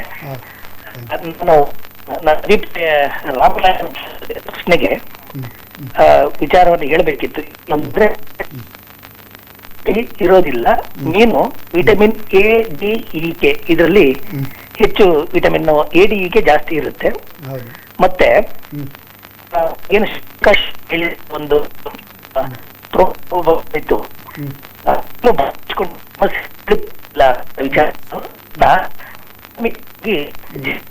ಹಣವಾಗಿ ಬೇರೆಯವರ ವಿಚಾರದಲ್ಲಿ ತಲೆ ಹಾಕಬಾರದು ಅಂತ ಹೇಳಲಿಕ್ಕೋಸ್ಕರ ಮೀನು ಗಾಳಕ್ಕೆ ಸಿಗಾಕೊಳ್ಳುವ ಒಂದು ಸಂಗತಿನ ಮುಖ್ಯವಾಗಿ ತಿಳಿಸಲಾಗಿದೆ. ಮತ್ತೆ ಜೊತೆಗೆ ಮಾತಾಡ್ತಾ ಹೇಳ್ತಾ ಭಾರತ ಬಹಳ ಚೆನ್ನಾಗಿ ಎಕ್ಸ್ಪೋರ್ಟ್ ವಿಚಾರದಲ್ಲಿ ಮುಂದುವರೆದಿದೆ. ನಾನು 30 ವರ್ಷಗಳ ಕೆಳಗೆ ಓದುವಾಗ 4800 ಕೋಟಿ ವಿದೇಶಿ ವಿನಿಮಯ ಗಳಿಸ್ತಾ ಇತ್ತು. ಈಗ 48,500 ಕೋಟಿ ವಿದೇಶಿ ವಿನಿಮಯ ಗಳಿಸ್ತಾ ಇದೆ. 100 ರೂಪಾಯಿ ಲಕ್ಷ ಟನ್ ಅಷ್ಟು ಎಕ್ಸ್ಪೋರ್ಟ್ ಮಾಡ್ತಾ ಇದೆ. ಯುರೋಪಿಯನ್ ಅಥವಾ ಯಾವುದೇ ವಿಶ್ವದ ಯಾವುದೇ ಮಾಡುವಷ್ಟು ಶಕ್ತಿ ಹೊಂದಿದೆ. ಆದ್ರೆ ಕೆಲವರು ಚೈನಾ ಮತ್ತು ಜಪಾನ್ಗೆ ಕಳಿಸಿ ಅಲ್ಲಿಂದ ಬೇರೆ ರಾಷ್ಟ್ರ ಕೆಳಗಡೆ ಕಳಿಸ್ತಾ ಇದ್ದಾರೆ. ಬಟ್ ಭಾರತದಲ್ಲೂ ಕೂಡ ತಂತ್ರಜ್ಞಾನ ಮತ್ತು ವ್ಯವಸ್ಥೆ ಮತ್ತು ಕಾನೂನು ಎಲ್ಲವೂ ಮುಂದುವರೆದಿದೆ ಸರ್. ನಮ್ಮ ಚರ್ಚೆ ಹಾಗೆ ಮುಂದುವರಲಿ. ಬಹಳ ಚೆನ್ನಾಗಿ ನಡೆಸ್ಕೊಡ್ತಾ ಇದ್ದೀರಿ. ತಮಗೆ ಮತ್ತು ಡಾಕ್ಟರ್ ಸೆಂಥಿಲ್ ಅವ್ರಿಗೆ ಅಭಿನಂದನೆಗಳು ಸರ್. ಬಹಳ ಚೆನ್ನಾಗಿ ಆಗ್ತಾ ಇದೆ. ಬಹಳ ಸಂತೋಷ. ನೀವು Thank you, thank you. ನಮಗೆ ಒಂದು ನಮ್ಮ ಈ ಕಾರ್ಯಕ್ರಮಕ್ಕೆ ಒಂದು ದೂರದ ಬೆಂಗಳೂರಿನಲ್ಲಿದ್ದರು. To a friend's house the road is never long ಅಂತ ನೀವು ಅಲ್ಲಿಂದ ಒಂದು ಕರೆ ಮಾಡಿ ನಿಮ್ಮ ಒಂದು ನಮಗೆ ಈ ಕಾರ್ಯಕ್ರಮ ಕೇಳೋದಕ್ಕೆ ಒಂದು ಅಭಿನಂದನೆಗಳ. ಶಿವಕುಮಾರ್ ಅವ್ರದ್ದು ಫೋಟೋ ಕೂಡ ನಾವು ಹಾಕಿದ್ದೇವೆ, ಯಾಕಂದರೆ ಅವರು ಕಳೆದ ನಮ್ಮ ಒಂದು ಸಂಚಿಕೆಯಲ್ಲಿ ಕೂಡ ಬಹಳ ಉತ್ತಮವಾಗಿ ನಮ್ಮ ಬಗ್ಗೆ ಒಂದು ಕಾರ್ಯಕ್ರಮ ಮಾಡಿದ್ದಾರೆ. Always smiling and pleasing personality. ಬಹಳ ಸಂತೋಷ. ಬೆಂಗಳೂರು ಬರುವಾಗ ನಿಮ್ಮನ್ನು ಮೀಟ್ ಆಗ್ತೇವೆ. ಮುಂದಿನ ವಾರ ಬಂದು ಕಾಣ್ತೀನಿ. Thanks sir. ಈಗ ಒಂದು ಇಲ್ಲಿಂದ ನಾವು ಚೈನಾ ಮತ್ತು ಬೇರೆ ದೇಶಕ್ಕೆ ಕಳಿಸಿ ಅವರು ಪುನಃ ಬೇರೆ ಕಡೆ ಕಳಿಸ್ತಾರೆ. ಸೊ ಈಗ ಮತ್ತೆ ಇನ್ನೊಂದು ಪ್ರಾಬ್ಲಮ್ ಏನಂದರೆ ನಮ್ಮಲ್ಲಿ ವ್ಯಾಲ್ಯೂ ಎಡಿಷನ್ ಸ್ವಲ್ಪ ಕಮ್ಮಿ ಉಂಟು, ತುಂಬ ಕಡಿಮೆ. ಯಾವುದೆಲ್ಲ value addition opportunities are there for export, ಅದರ ಬಗ್ಗೆ ಹೇಳ್ಬೋದಾ ಸರ್? ಒಂದು ಸಿಂಪಲ್ ವ್ಯಾಲ್ಯೂ ಎಡಿಷನ್ ಹೇಳ್ತೆ. Fish drying, very simple technique. Facilities are not there. Whatever fish is sold in the market, they get sold in the raw form. Some export ಆಗುತ್ತೆ. There are some fish which cannot be sold. Time ಆಗುತ್ತೆ. Fish shelf life 2 hours 3 hours. It get raw because the protein is so. Fish ಮೀಲಿಗೆ ಹೋಗ್ತದೆ. Some goes to fish meal, but little quality like some sardines would go, mackerel, sears and other fishes. Fish drying ಮಾಡ್ತಾರೆ, anchovies. Full huge tons we get. ಅದು sand ನಲ್ಲಿ ಹಾಕಿ dry ಮಾಡ್ತಾರೆ. So sand ನಲ್ಲಿ there the rats come, the other sand comes, the sand mix up, so the quality deteriorates. So it is casually now dryer use ಮಾಡಿ exactly because cashew is your value added product, your high value. copra ಕೂಡ ಹಾಗೆ ಮಾಡ್ತೇವೆ. Why can't you make in fish? Exactly. So that's the issue, because fish has been always rated as a poor man's food. Either 5-star only shells and oysters or lower person. Middle person only pomfrets and sardines and mackerels are there. So based on the hierarchy, the food is also defined. So we have started with CIFT, Central Institute of Fishery Technology, solar dryers. This I installed it in Orissa. Ali you can 1 ton ಸಿಕ್ಕತ್ತೆ, 60 kgs ಸಿಕ್ಕತ್ತೆ, various capacity.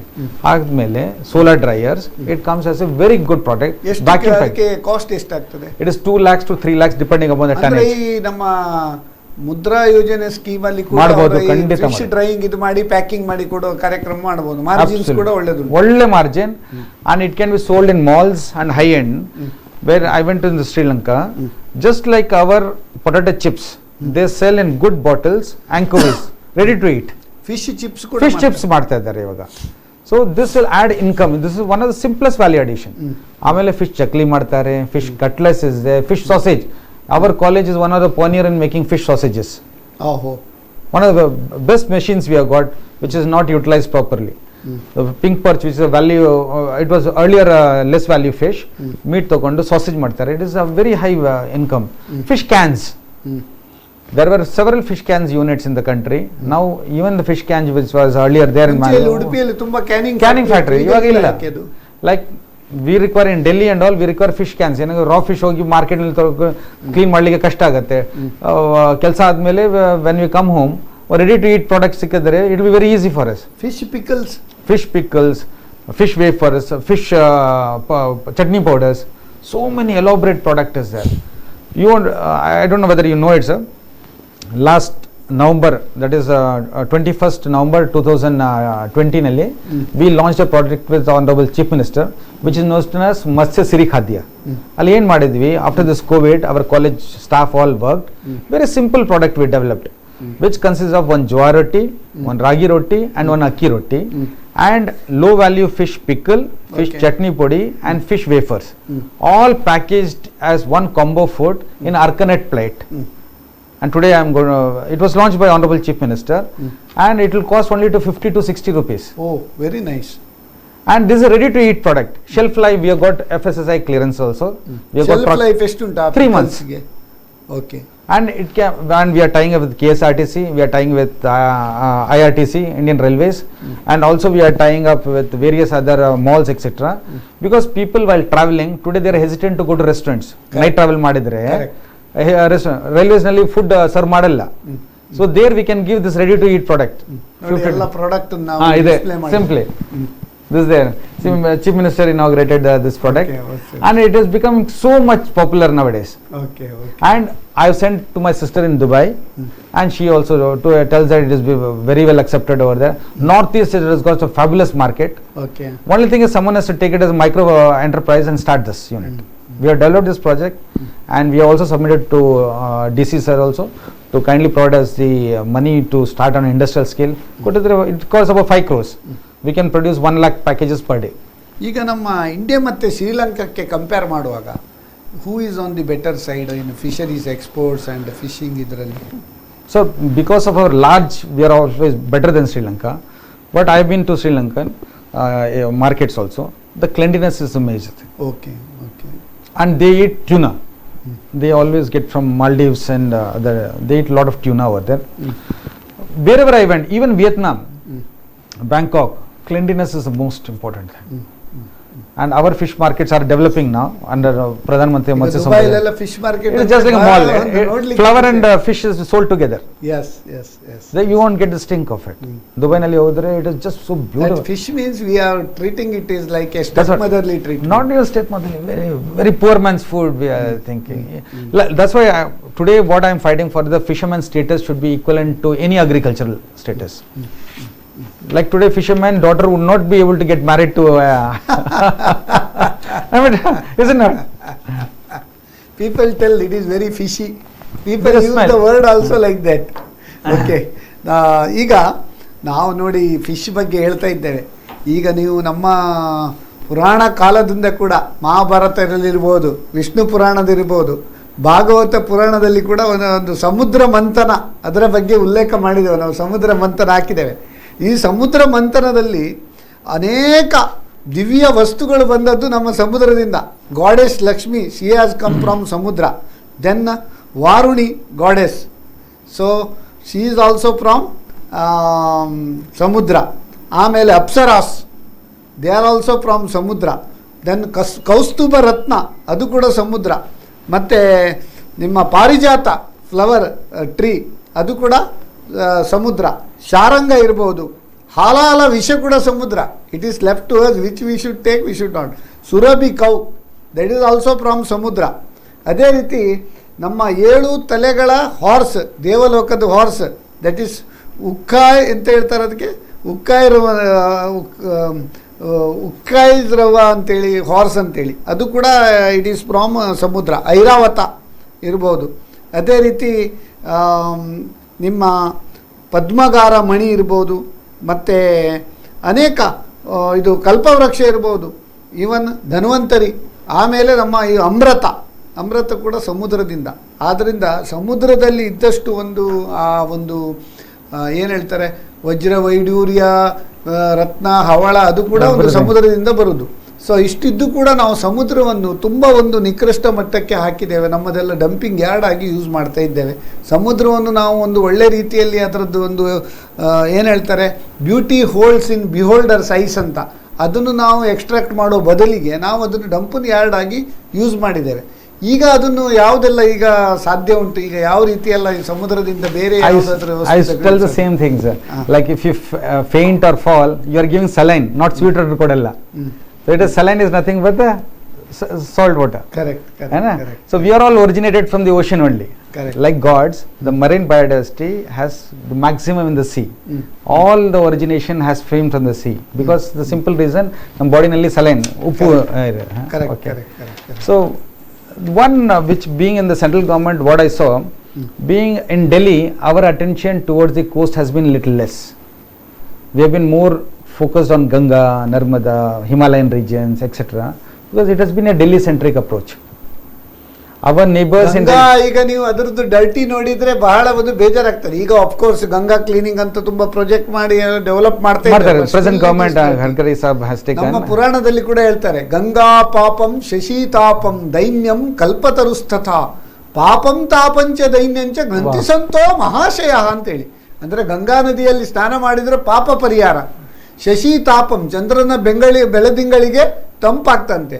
ದೈನ್ಯಂ ಕಲ್ಪತರುಸ್ತತ, ಕಲ್ಪತರುವಿನಿಂದಾಗಿ ಅಂದರೆ ತೆಂಗಿನ ಮರ, ಮನುಷ್ಯನ ಕಷ್ಟ ಪರಿಹಾರದ ಪಾಪಂ ತಾಪಂಚ ದೈನ್ಯಂಚ ಗ್ರಂಥಿ ಸಂತೋ ಮಹಾಶಯರು ಬಂದ್ರೆ ಇದು ಮೂರು ಒಂದೇ ಕಡೆಯಲ್ಲಿ ಪರಿಹಾರ ಅಂತ ಹೇಳ್ತಾರೆ. Saraswati, we are trying to find out now. So it has been almost a riverine thinking.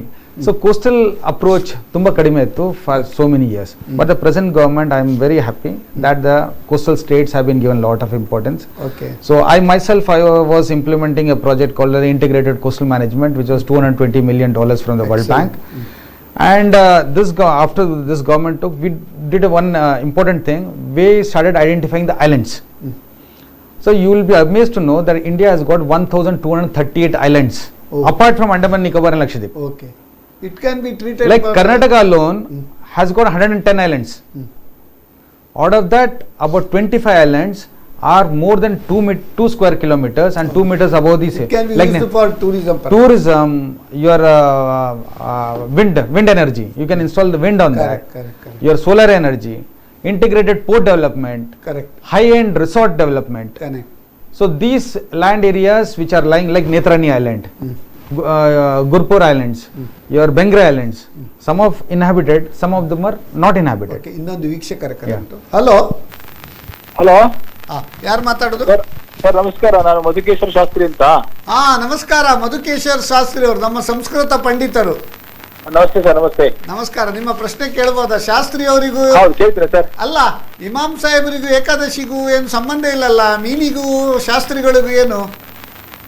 ಹೌದು, ಸಮುದ್ರ ಅಂದ್ರೆ ಎಲ್ಲರಿಗೂ ಸಂಬಂಧಪಟ್ಟದಲ್ವಾ ಅದು? ಅದು ಕರೆಕ್ಟ್, ಹೇಳಿ. ಆದ್ರಿಂದ ಒಳ್ಳೆ ಡಾಕ್ಟರ್ ಸೆಂಥಿಲ್ ಸರ್ ಒಳ್ಳೆ ಕಾರ್ಯಕ್ರಮ ಕೊಡ್ತಿದ್ದಾರೆ. ನಿಮ್ಮಿಬ್ಬರದ್ದು ಕಾರ್ಯಕ್ರಮ ಚೆನ್ನಾಗಿ ಮೂಡಿ ಬರ್ತಾ ಇದೆ ಅಂದ್ರೆ ಅಗತ್ಯ ಹೌದು ಈಗಿನ ಸಂದರ್ಭದಲ್ಲಿ. ಹೌದು ಹೌದು. ಸಮುದ್ರವನ್ನ ಹೇಗೆ ವಿದೇಶದವರು ಹೇಗೆ ಎಲ್ಲ ರೀತಿಯಲ್ಲಿ ಅದನ್ನ ಪ್ರವಾಸೋದ್ಯಮಕ್ಕೆ ಚೆನ್ನಾಗಿ ಬಳಸಿಕೊಳ್ತಾ ಇದ್ದಾರೆ, ಅದೇ ರೀತಿಯಲ್ಲಿ ನಮ್ಮ ದೇಶದಲ್ಲೂ ಸಹ ನಮ್ಮ ರಾಜ್ಯವರು ಸಹ ಪ್ರವಾಸೋದ್ಯಮಕ್ಕೆ ಅದನ್ನ ಇನ್ನೂ ಹೆಚ್ಚಿನ ರೀತಿಯಲ್ಲಿ ಅತ್ಯಂತ ಸ್ಪೀಡಿನಲ್ಲಿ ಇನ್ನೂ ಸಹ ಬೇರೆ ಬೇರೆ ರೀತಿಯಲ್ಲಿ ಸಮುದ್ರವನ್ನ ಪ್ರಯೋಜನಕ್ಕೆ, ಜನರಿಗೆ ಪ್ರಯೋಜನ ಆಗುವ ರೀತಿಯಲ್ಲಿ ಬಳಸಿಕೊಳ್ಬಹುದಾ ಅಂತ ತಮ್ಮಲ್ಲಿ ಸವಿನಯ ಪ್ರಶ್ನೆ.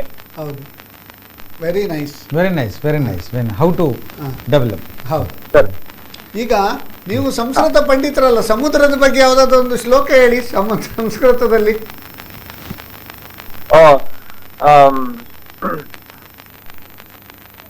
ಆಕಾಶಾತ್ ಪತಿತಂ ತೋಯಂ ಯಥಾ ಗಚ್ಚತಿ ಸಾಗರಂ ಅಂತ ಹೇಳ್ತಾರೆ. ಹೌದು, ಆಕಾಶದಿಂದ ಬಂದಂತ ಎಲ್ಲ ನೀರು ಸಹ, ನೀವು ಇದ್ರ ಬಗ್ಗೆ ಈಗ ಮೊದಲು ಮಾತಾಡ್ತಾ ಇದ್ರಿ, ಎಲ್ಲ ಸಮುದ್ರ ನೀರು ಮತ್ತೆ ಸಿಹಿ ನೀರು ಬಗ್ಗೆಲ್ಲ, ಎಲ್ಲ ನೀರು ಎಲ್ಲ ರಿವರ್ ಸಹ ಹೇಗೆ ಸಮುದ್ರವನ್ನು ಸೇರ್ತದೋ ಕರೆಕ್ಟ್, ಅದೇ ರೀತಿಯಲ್ಲಿ ಎಲ್ಲ ದೇವರಿಗೆ ನಮಸ್ಕಾರ ಮಾಡುವಂತಹ ವಿಚಾರ ವಿಷ್ಣುವಿಗೆ ಸೇರ್ತದೆ ಅಂತ ಹೇಳಿ ಸಮುದ್ರ ಮತ್ತು ದೇವರನ್ನ ಕಲ್ಪಿಸಿಕೊಂಡಿದ್ದಾರೆ. Correct correct correct correct. ಈಗ ಗೋಕರ್ಣ ಬೀಚ್ ಉಂಟಲ್ಲ, Yes. ಈ ಗೋಕರ್ಣದಲ್ಲಿ ಕೂಡ ಈಗ ಗೋವಾದ ಟೈಪ್ ಅಲ್ಲಿ ಒಂದು ಒಳ್ಳೆ ಇದು ಉಂಟು.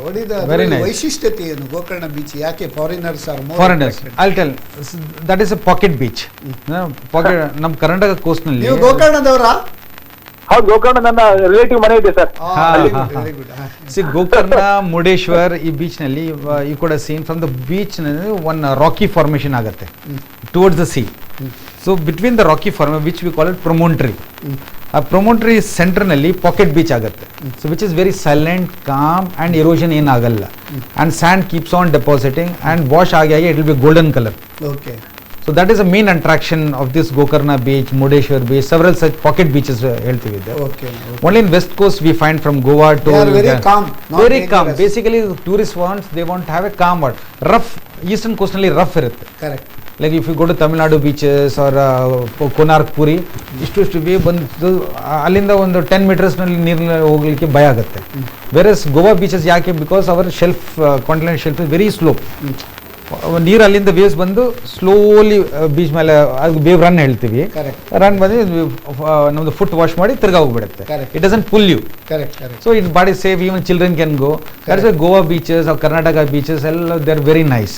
ಇವನ್ ಜುಹು ಬೀಚ್ ಯಾಕೆ ಅಷ್ಟು ಜನ ಹೋಗ್ತಾರೆ, ಸೊ ರಫ್ ಬೀಚಸ್ಗೆ ಹೋಗಲ್ಲ. So that's why we want to create this Gokarna beach. Or we identified 30 such beaches along Karnataka which can be certified as blue flag.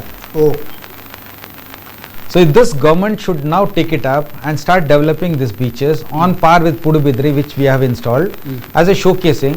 ಇದು 30 ಲೈಕ್ ಬೀಚಸ್ ಅಷ್ಟು ಏನು ಇನ್ವೆಸ್ಟ್ಮೆಂಟ್ ಮಾಡಬಾರ್ದು ವಿತ್ ಲೋಕಲ್ ಎಕನಾಮಿ. ಅಲ್ಲಿ shops, coconut vendors, fish fry, ಇದು ಅವ್ರ ಹತ್ರ one rupees ನಮ್ಮ sea walk ಕೂಡ ಕ್ರಿಯೇಟ್ ಕ್ರಿಯೇಟ್ ಮಾಡೋದು, ಶಾಕ್ಸ್ ಹಾಕ್ಬೋದು, ಹಟ್ಮೆಂಟ್ಸ್ ಹಾಕ್ಬೋದು, ಟಾಯ್ಲೆಟ್ ಫೆಸಿಲಿಟೀಸ್ ಫಾರ್ ಲೇಡೀಸ್ಗೆ ಇಡ್ಬೋದು, different thing. And with local ಮನಿಗೆ 10 ಕ್ಲೀನರ್ಸ್ ಇಟ್ಟರೆ the beach can be maintained.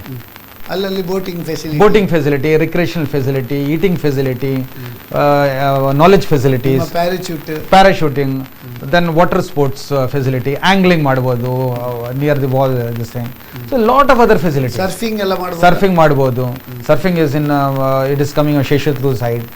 So once you start concentrating economic development ಆಗಿದ್ರೆ slowly it will start improving and cleanliness ಆಗುತ್ತೆ. Because economic returns will come. If you leave it alone, any place leave it alone, garbage ಹಾಕ್ತಾರೆ ಇಲ್ಲಿ, slum development ಆಗುತ್ತೆ. So we are creating slums out of this otherwise. ಬಹಳ ಉತ್ತಮ ಪ್ರಶ್ನೆ ಕೇಳಿದ್ರು ನಮ್ಮ doctor Madhukeshwara Shastri ಅವರಿಗೆ ಧನ್ಯವಾದ. ನಮಸ್ತೆ ಸರ್. ನಮಸ್ತೆ. ಓಕೆ, ಈಗ ಸರ್, ಈಗ ಮೇಯ್ನ್ ನೀವೆಲ್ಲ ಹೇಳ್ತೀರಿ, ನಮ್ಮದ್ರಲ್ಲಿ ಏನಂತ ಪ್ರಾಬ್ಲಮ್ ಅಂತ ಹೇಳಿದರೆ ಈ ರೆಗ್ಯುಲೇಷನ್ಸ್, ಕೋಸ್ಟಲ್ಸ್ ರೆಗ್ಯುಲೇಷನ್ ಝೋನ್ ಅಂತ CRZ, ಅದು ತುಂಬ ಜನರಿಗೆ ತೊಂದರೆ ಮಾಡ್ತಾ ಉಂಟಲ್ಲ. ಈ ಲೆವೆಲ್ 1, ಲೆವೆಲ್ 2, ಲೆವೆಲ್ 3 ಎಲ್ಲ ಉಂಟು. ಈಗ CRZ ಸೆಂಟ್ರಲ್ ಲೆವೆಲಲ್ಲಿ ಒಂದು ಕಾನೂನು ಉಂಟು, ಕೋಸ್ಟಲ್ ರೆಗ್ಯುಲೇಟರ್ ಝೋನ್ ಅದರದ್ದು ರೆಗ್ಯುಲೇಷನ್. ಸ್ಟೇಟ್ ಲೆವೆಲಿಗೆ ಕೂಡ ಬೇರೆ ಬೇರೆ ಇರಬೇಕಂತ. ಯಾಕಂದರೆ ಮಹಾರಾಷ್ಟ್ರದಲ್ಲಿ ನೀವು ನೋಡ್ಬೋದು, ಕೊಲಾಬದಲ್ಲೆಲ್ಲ ಸಮುದ್ರದಲ್ಲೇ ಮಲ್ಟಿ ಸ್ಟೋರಿಡ್ ಬಿಲ್ಡಿಂಗ್ ಕಟ್ಟಿದ್ದಾರೆ. ಇಲ್ಲಿ ಖಾಲಿ ಒಂದು ಸ್ಟೋರಿದು ಬಿಲ್ಡಿಂಗ್ ಕಟ್ಟುವಾಗ ಇಲ್ಲಿ CRZ ಇದು ಅಬ್ಜೆಕ್ಷನ್ ಬರ್ತದೆ. What is this CRZ? ನೀವು ಕೂಡ ಈ ಕಮಿಟಿಯಲ್ಲೆಲ್ಲ ಇದ್ದರಲ್ಲ, ಅದರ ಬಗ್ಗೆ ಒಂದು ಬ್ರೀಫ್ ಮಾಡ್ಬೋದಾ? So, this is a very relevant question for coastal development. Even Sagarmala, Pradhan Mantri Matsya Sampada, aquaculture, any development in the coastal areas will attract CRZ notification 1991. Earlier it was 1991. See, the CRZ notification, I have been there with the notification for the last 25 years with the Ministry of Environment and Forest. This notification is an extraordinary notification under Environment Protection Act 1986. So, this is an offshoot of the EAA notification. Now, when this notification has come, basically the jurisdiction, it is uniform right from Gujarat till West Bengal and the same.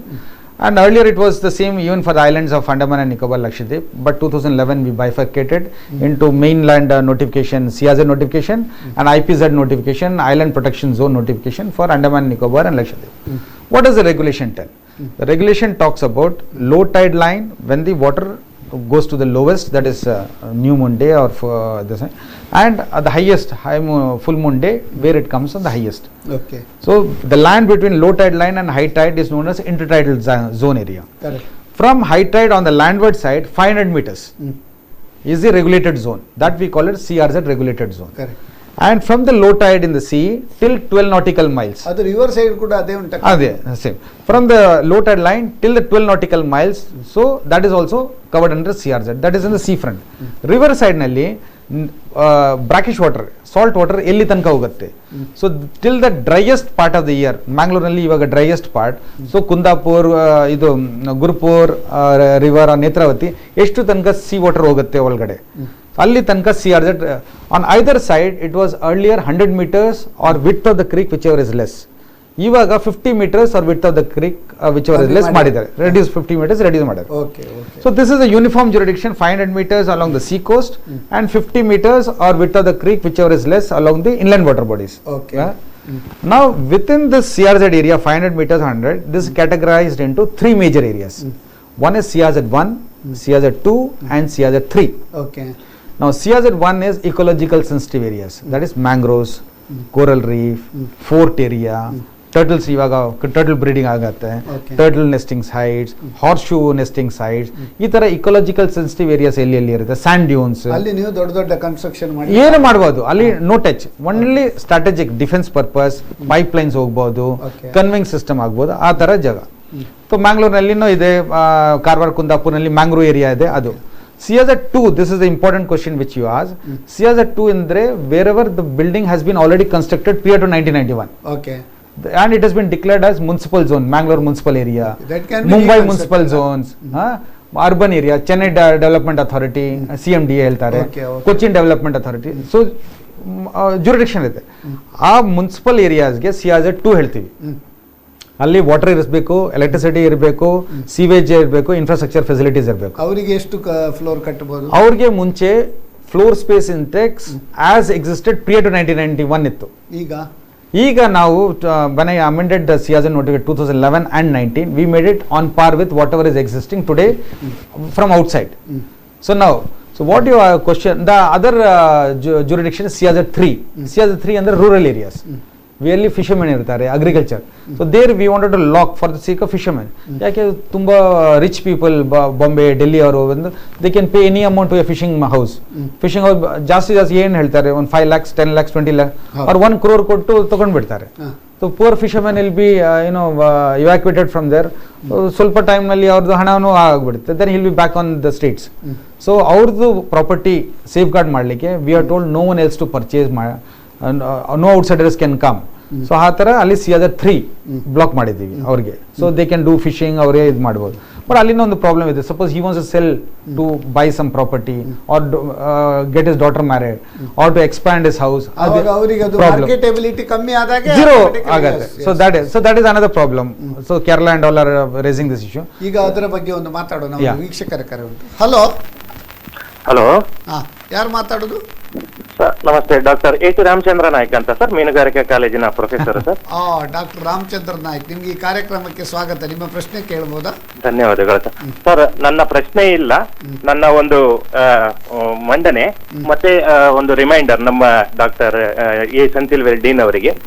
ಈ blue economy ಇದ್ರಲ್ಲಿ ನಮ್ಮ ಇಲ್ಲಿ ಇರ್ತಕ್ಕಂಥ ಸ್ಥಳೀಯರು ಇರ್ತಕ್ಕಂಥವ್ರು, ನಿರುದ್ಯೋಗಿಗಳು ಅಥವಾ unemployed ಅಂತ ಏನ್ ಹೇಳ್ತೀವಿ, ಮತ್ತು ಆಸಕ್ತಿ ಇರ್ತಕ್ಕಂಥವ್ರಿಗೆ ಅವರಿಗೆ ಎಲ್ಲಾ ರೀತಿಯ ತರಬೇತಿ ಮೀನುಗಾರಿಕೆಯಲ್ಲಿ ಕೊಡ್ಲಿಕ್ಕೆ ನಮಗೆ ಮಂಗಳೂರು ಸ್ಮಾರ್ಟ್ ಸಿಟಿ ಲಿಮಿಟೆಡ್ ಇಂದ ಒಂದು ಪ್ರಾಜೆಕ್ಟ್ ಮಂಜೂರಾಗಿದೆ, 4.75 ಕೋಟಿ. ಈ ನಿಟ್ಟಿನಲ್ಲಿ ಈ ಒಂದು ಸೆಂಟರ್ ಬರ್ತಾ ಇರೋದು, ಇದಕ್ಕೆ ನಾನು ನೋಡಲ್ ಆಫೀಸರ್ ಆಗಿದ್ದೀನಿ, ಮತ್ತೆ ನಮ್ಮ ಡೀನ್ ಡಾಕ್ಟರ್ ಎ ಸೆಂಥಿಲ್ ಅವರು ಡೈರೆಕ್ಟರ್ ಆಗಿದ್ದಾರೆ, ಮತ್ತೆ ನನ್ನ ಜೊತೆ ನನ್ನ ಕೊಲೀಗು ಇನ್ನೊಬ್ರು ಡಾಕ್ಟರ್ ಕುಮಾರ್ ನಾಯ್ಕ್ ಅಂತ ಅವರು ಕೂಡ ಕೋಆರ್ಡಿನೇಟರ್ ಆಗಿದ್ದಾರೆ. ಈ ನಿಟ್ಟಿನಲ್ಲಿ ನಮ್ಮ ಆಸಕ್ತಿ ಇರ್ತಕ್ಕಂತ ಎಲ್ಲಾ ಯುವಕರು ಯುವತಿಯರಿಗೆ ಮೀನುಗಾರಿಕೆಯಲ್ಲಿ ವಿವಿಧ ಏರಿಯಾದಲ್ಲಿ ಒಂದು ತರಬೇತಿ ಕೊಡ್ಲಿಕ್ಕೆ ಒಂದು ಸೆಂಟರ್ ಬರ್ತದೆ. ಅಂತರಲ್ಲಿ ಅಕ್ವೇರಿಯಂ ಜೋಡಣೆ ಆಗ್ತಕ್ಕಂಥದ್ದಾಗ್ಬೋದು, ವ್ಯಾಲ್ಯೂ ಆಡೆಡ್ ಪ್ರಾಡಕ್ಟ್ ಆಗ್ತಕ್ಕಂಥದ್ದಾಗ್ಬೋದು, ಅಥವಾ ಅಕ್ವಾಫೋನಿಕ್, ಹೈಡ್ರೋಫೋನಿಕ್, ಮತ್ತೆ ಅದೇ ರೀತಿ ಮೀನು ಒಣ ಮೀನು ತಯಾರಿ ಹೇಗೆ ಮಾಡೋದು, ಇದರ ಬಗ್ಗೆ ಎಲ್ಲಾ ರೀತಿಯ ತರಬೇತಿ ಕೊಡ್ಲಿಕ್ಕೆ ಒಂದು ಸೆಂಟರ್ ಬರ್ತಾ ಇದೆ. ಸೊ ಹಾಗಾಗಿ I think I request our dean to just elaborate more so that the local youths and local our fisherman community, including fish farmers, they get lot of benefit, so that it will be helpful for them to establish their own business. Very good. I think Dr. Senthil sir can elaborate more on this. ನೀವೊಂದು compliment ಮಾಡಿದಕ್ಕೆ ನಿಮಗೆ ಬಹಳ ಒಂದು ಸಂತೋಷ. ನೀವು Very nice. ಒಂದು brief ಮಾಡಿ. Thank you, Dr. Ramchandra Naik is a very enterprising professor of our college. So he has been instrumental in bringing the skill development under the Smart City program. So 4.9 crores and additional budget is also so our college, as I told you, it was 1960s. After that ಏನು development ಆಗಲಿಲ್ಲ. ಇವಾಗ 4.9 crore ಬಂದಿದೆ. So ಒಂದು skill development centre. So basically what we are trying to do is the students or the 10th standard pass outs all over the Karnataka or Barbodu, we will give them hostel facilities and we will train them like fish pickle, fish wafers, fish charges unta? We are not going to charge. Everything under the smart city will be going. ಮತ್ತೆ ಇನ್ನೊಂದು ನಾನು ಹೇಳುದು, ಇದು ಮಾಡಿ ಈಗ ನಿಮ್ಮದು national skill development corporation ಉಂಟಲ್ಲ, ಅವ್ರದ್ದು 277 ಕೋರ್ಸಸ್ ಮಾಡ್ತಾ ಇದ್ದಾರೆ. ಅದು ಸೆಂಟ್ರಲ್ ಗವರ್ಮೆಂಟಿಂದ ನೀವು ರೆಕಾಗ್ನಿಷನ್ ತಗೊಂಡ್ರೆ ಅದಕ್ಕೆ ಕೂಡ ಒಂದು ಪ್ರೊವಿಷನ್ ಉಂಟು, ಟ್ರೈನಿಂಗ್ ಕೊಡೋದು. Very nice. ಆವಾಗ ನೀವು ಸೆಂಟ್ರಲ್ ಗವರ್ಮೆಂಟಿಂದ ಎಲ್ಲ ಅದಕ್ಕೆ ಬೇಕಾದ ಗ್ರಾಂಟ್ ಎಲ್ಲ ಅವರು ಕೊಡ್ತಾರೆ. ನೀವು ಇಲ್ಲಿ ಜನರಿಗೆ ಅದನ್ನು ಉಪಯೋಗ ಮಾಡಬಹುದು. So that you can I'll take your advice on this because this is a new thing. ಯಾಕಂದ್ರೆ ಮೊನ್ನೆ ನಾವೊಂದು ಕೋಟದಲ್ಲಿ ನ್ಯಾಷನಲ್ ಸ್ಕಿಲ್ ಡೆವಲಪ್ಮೆಂಟ್ ಕಾರ್ಪೊರೇಷನ್ ಅದರದ್ದು ಒಂದು ಸೆಂಟರ್ ಓಪನ್ ಆಯ್ತು ಕೋಟದಲ್ಲಿ, ಮಧುವನ ಅಂತೇಳಿ. ಕೋಟದಿಂದ ಅಚ್ಚಲಾಡಿ ಹೋಗುವಾಗ ಇದು ನಿಮ್ಮ ECR ಕಾಲೇಜ್ ಆಫ್ ಮ್ಯಾನೇಜ್ಮೆಂಟ್, ಅಲ್ಲಿ ನಾನು ಕೂಡ ಚೀಫ್ ಗೆಸ್ಟ್ ಆಗಿ ಹೋಗಿದ್ದೆ. ನಮ್ಮ ಕೋಟ ಶ್ರೀನಿವಾಸ ಪೂಜಾರಿ ಮಿನಿಸ್ಟರ್ ಕೂಡ ಇದ್ರು. ಅದು ಸ್ಕಿಲ್ ಡೆವಲಪ್ಮೆಂಟ್ ತುಂಬಾ ಕೋರ್ಸಸ್ ಉಂಟು, ಇದರಲ್ಲಿ ಕೂಡ ಮಾಡುವ ಪ್ರೊವಿಷನ್ ಉಂಟಂತ. So I'll ask Dr. Ramchandra Naik to get in touch with you. ಇದು ಬಂದ್ರೆ it will be very good. Very good because like my college the skill development center ಆದ್ಮೇಲೆ the similar thing all over Karnataka we can establish. Correct. District wise ಒಂದೊಂದು skill development scheme very good ಆ courses ಇಲ್ದಿದ್ರು ಅದು add ಮಾಡ್ತಾರೆ. Add central ಮಾಡ್ತಾರೆ. Government is very that way very broad mind. Very broad minded, very broad. They don't see any. ಈ ಬೆಂಗ್ರೆಯಲ್ಲಿ ಕೂಡ ಈ ನಿಮ್ಮ ಇದು ಏನಾದ್ರು ಉಂಟಾ ಸ್ಮಾರ್ಟ್ ಸಿಟಿಯಲ್ಲಿ ಏನಾದ್ರು? ಇಲ್ಲ. ಸೊ ಬೆಂಗ್ರೆನಲ್ಲಿ we have got this ADB associated project where the shoreline management there about 300 crores invest ಮಾಡಿದ್ದಾರೆ. ಸೊ ಬೇಸಿಕಲಿ ಬೆಂಗ್ರೆ ಐಲ್ಯಾಂಡ್ ನಲ್ಲಿ ಶೋರ್ ಲೈನ್ ಪ್ರೊಟೆಕ್ಷನ್ ಮಾಡ್ತಾ ಇದ್ದಾರೆ. So that also it is quite effective. That is going on, that project is going on. So ಬಹಳ ಉತ್ತಮ ಒಂದು ಪ್ರಶ್ನೆ ಕೇಳಿದ್ರು ನಮ್ಮ ಡಾಕ್ಟರ್ ರಾಮಚಂದ್ರ ರಾಯ್, ನಿಮಗೆ ಧನ್ಯವಾದಗಳು. ಸರ್, ಈಗ ವೀಡ್ ಫಾರ್ಮಿಂಗ್ ಅಂದ್ರೆ ಏನು, ಇದರ ಬಗ್ಗೆ ಒಂದು ಸಣ್ಣದಾಗಿ ಹೇಳ್ಬೋದಾ? So, Honorable Prime Minister he has initiated the seaweed cultivation. This is giving a lot of importance. The seaweed predominantly has been cultivated in Tamil Nadu coast. So you will ask me, why Tamil Nadu coast? Why not the other parts? Correct. Like Gujarat is also being done, but not to that extent of Tamil Nadu coast. Because there, if you know, there is a place known as Gulf of Mannar. Between Sri Lanka and India, there is a Gulf of Mannar. One side is Pak Bay, another Gulf of Mannar is there. Centrally Setu, Ram Setu. So water is very silent. Ali 21 islands ಇದೆ. What are Thief Islands? Vanathiv Islands we call it. Because of that island, the water is very calm. So it is very, very congenial for this seaweeds to grow. Kappa ficus ಇದೆ, sargassum ಇದೆ, various kinds of seaweeds are there. Seaweeds are basically cultivated by the rope method. rope ನಲ್ಲಿ ಒಂದು twig, ನಾವು money plant ಹಾಕ್ತೀವಿ ಅಲ್ಲ, ಆ ತರ ಒಂದು ಸ್ಟಿಕ್ ಹಾಕಿದ್ರೆ ಅದು ಗ್ರೋ ಆಗುತ್ತೆ. So 4 to 5 months, 1 year period. So and people go and harvest it. Okay. So it can be used as a food product as alginates, can be used as fertilizers, has got a lot of chemicals and pesticide effect over there, and also has got medicinal values. So these are the important, like Pepsi is one of the major buyers of this. So it has been cultivated under Pepsi group, Pepsi group in Tamil Nadu. Like a gold. It is a gold. It is a gold. It is a gold. Excellent. But it has got some side this thing also, because we have done the study of impact. This seaweeds grow into the coral reefs also. Some corals are also getting affected. That is the news, and it is also affecting the biodiversity of that area. Okay. So it has to be very carefully done. But Karnataka coastally CMFR is doing this work. So they have found out some areas where seaweed cultivation could be taken up. So this could be a seaweed cum fish culture together. It can be done, or oyster culture also can be done together. ಈಗ ನಮ್ಮ ಈ Karnataka bank business tonic ಈ ಕಾರ್ಯಕ್ರಮಕ್ಕೆ ಮುಕ್ತಾಯದ ಸಂದರ್ಭ ಬಂದಿದೆ. ಹೇಗೆ ನಮ್ಮ ಒಂದೂವರೆ ಗಂಟೆ ಆಗಿದೆ ಅಂತ ಗೊತ್ತಿಲ್ಲ. ನಿಮ್ಮೊತ್ತಿಗೆ ಚರ್ಚೆ ಮಾಡಿದರೆ ಇನ್ನೂ ಗಂಟೆಗಟ್ಟಲೆ ಮಾಡಬಹುದು ಅಂತ ಅಷ್ಟು ಒಂದು ಏನು ಹೇಳ್ತಾರೆ, ಒಂದು ಅಪಾರ ಅನುಭವ ನಿಮ್ಮಲ್ಲಿ ಉಂಟು. ಬಹಳ ಒಂದು ಸಂತೋಷ. ಈಗ ಅದಕ್ಕೆ ನಾವು ಹೇಳ್ತೇವೆ ಸಂಸ್ಕೃತದಲ್ಲಿ, ಗಗನಂ ಗಗನಾಕಾರಂ ಸಾಗರಃ ಸಾಗರೋಪಮಃ ರಾಮರಾವಣಯೋ ಯುದ್ಧಂ ರಾವಣರ ಯೋರಿವ ಅಂತೇಳಿ. ಅಂದರೆ ಸಾಗರದ ಎಷ್ಟು ವಿಶಾಲ ಉಂಟು ಅಷ್ಟೇ ಒಂದು ನಾಲೆಜ್ ನಿಮ್ಮಲ್ಲಿ ಕೂಡ ಉಂಟಂತ ಹೇಳಲಿಕ್ಕೆ ಬಹಳ ಒಂದು ಸಂತೋಷ ಆಗ್ತದೆ.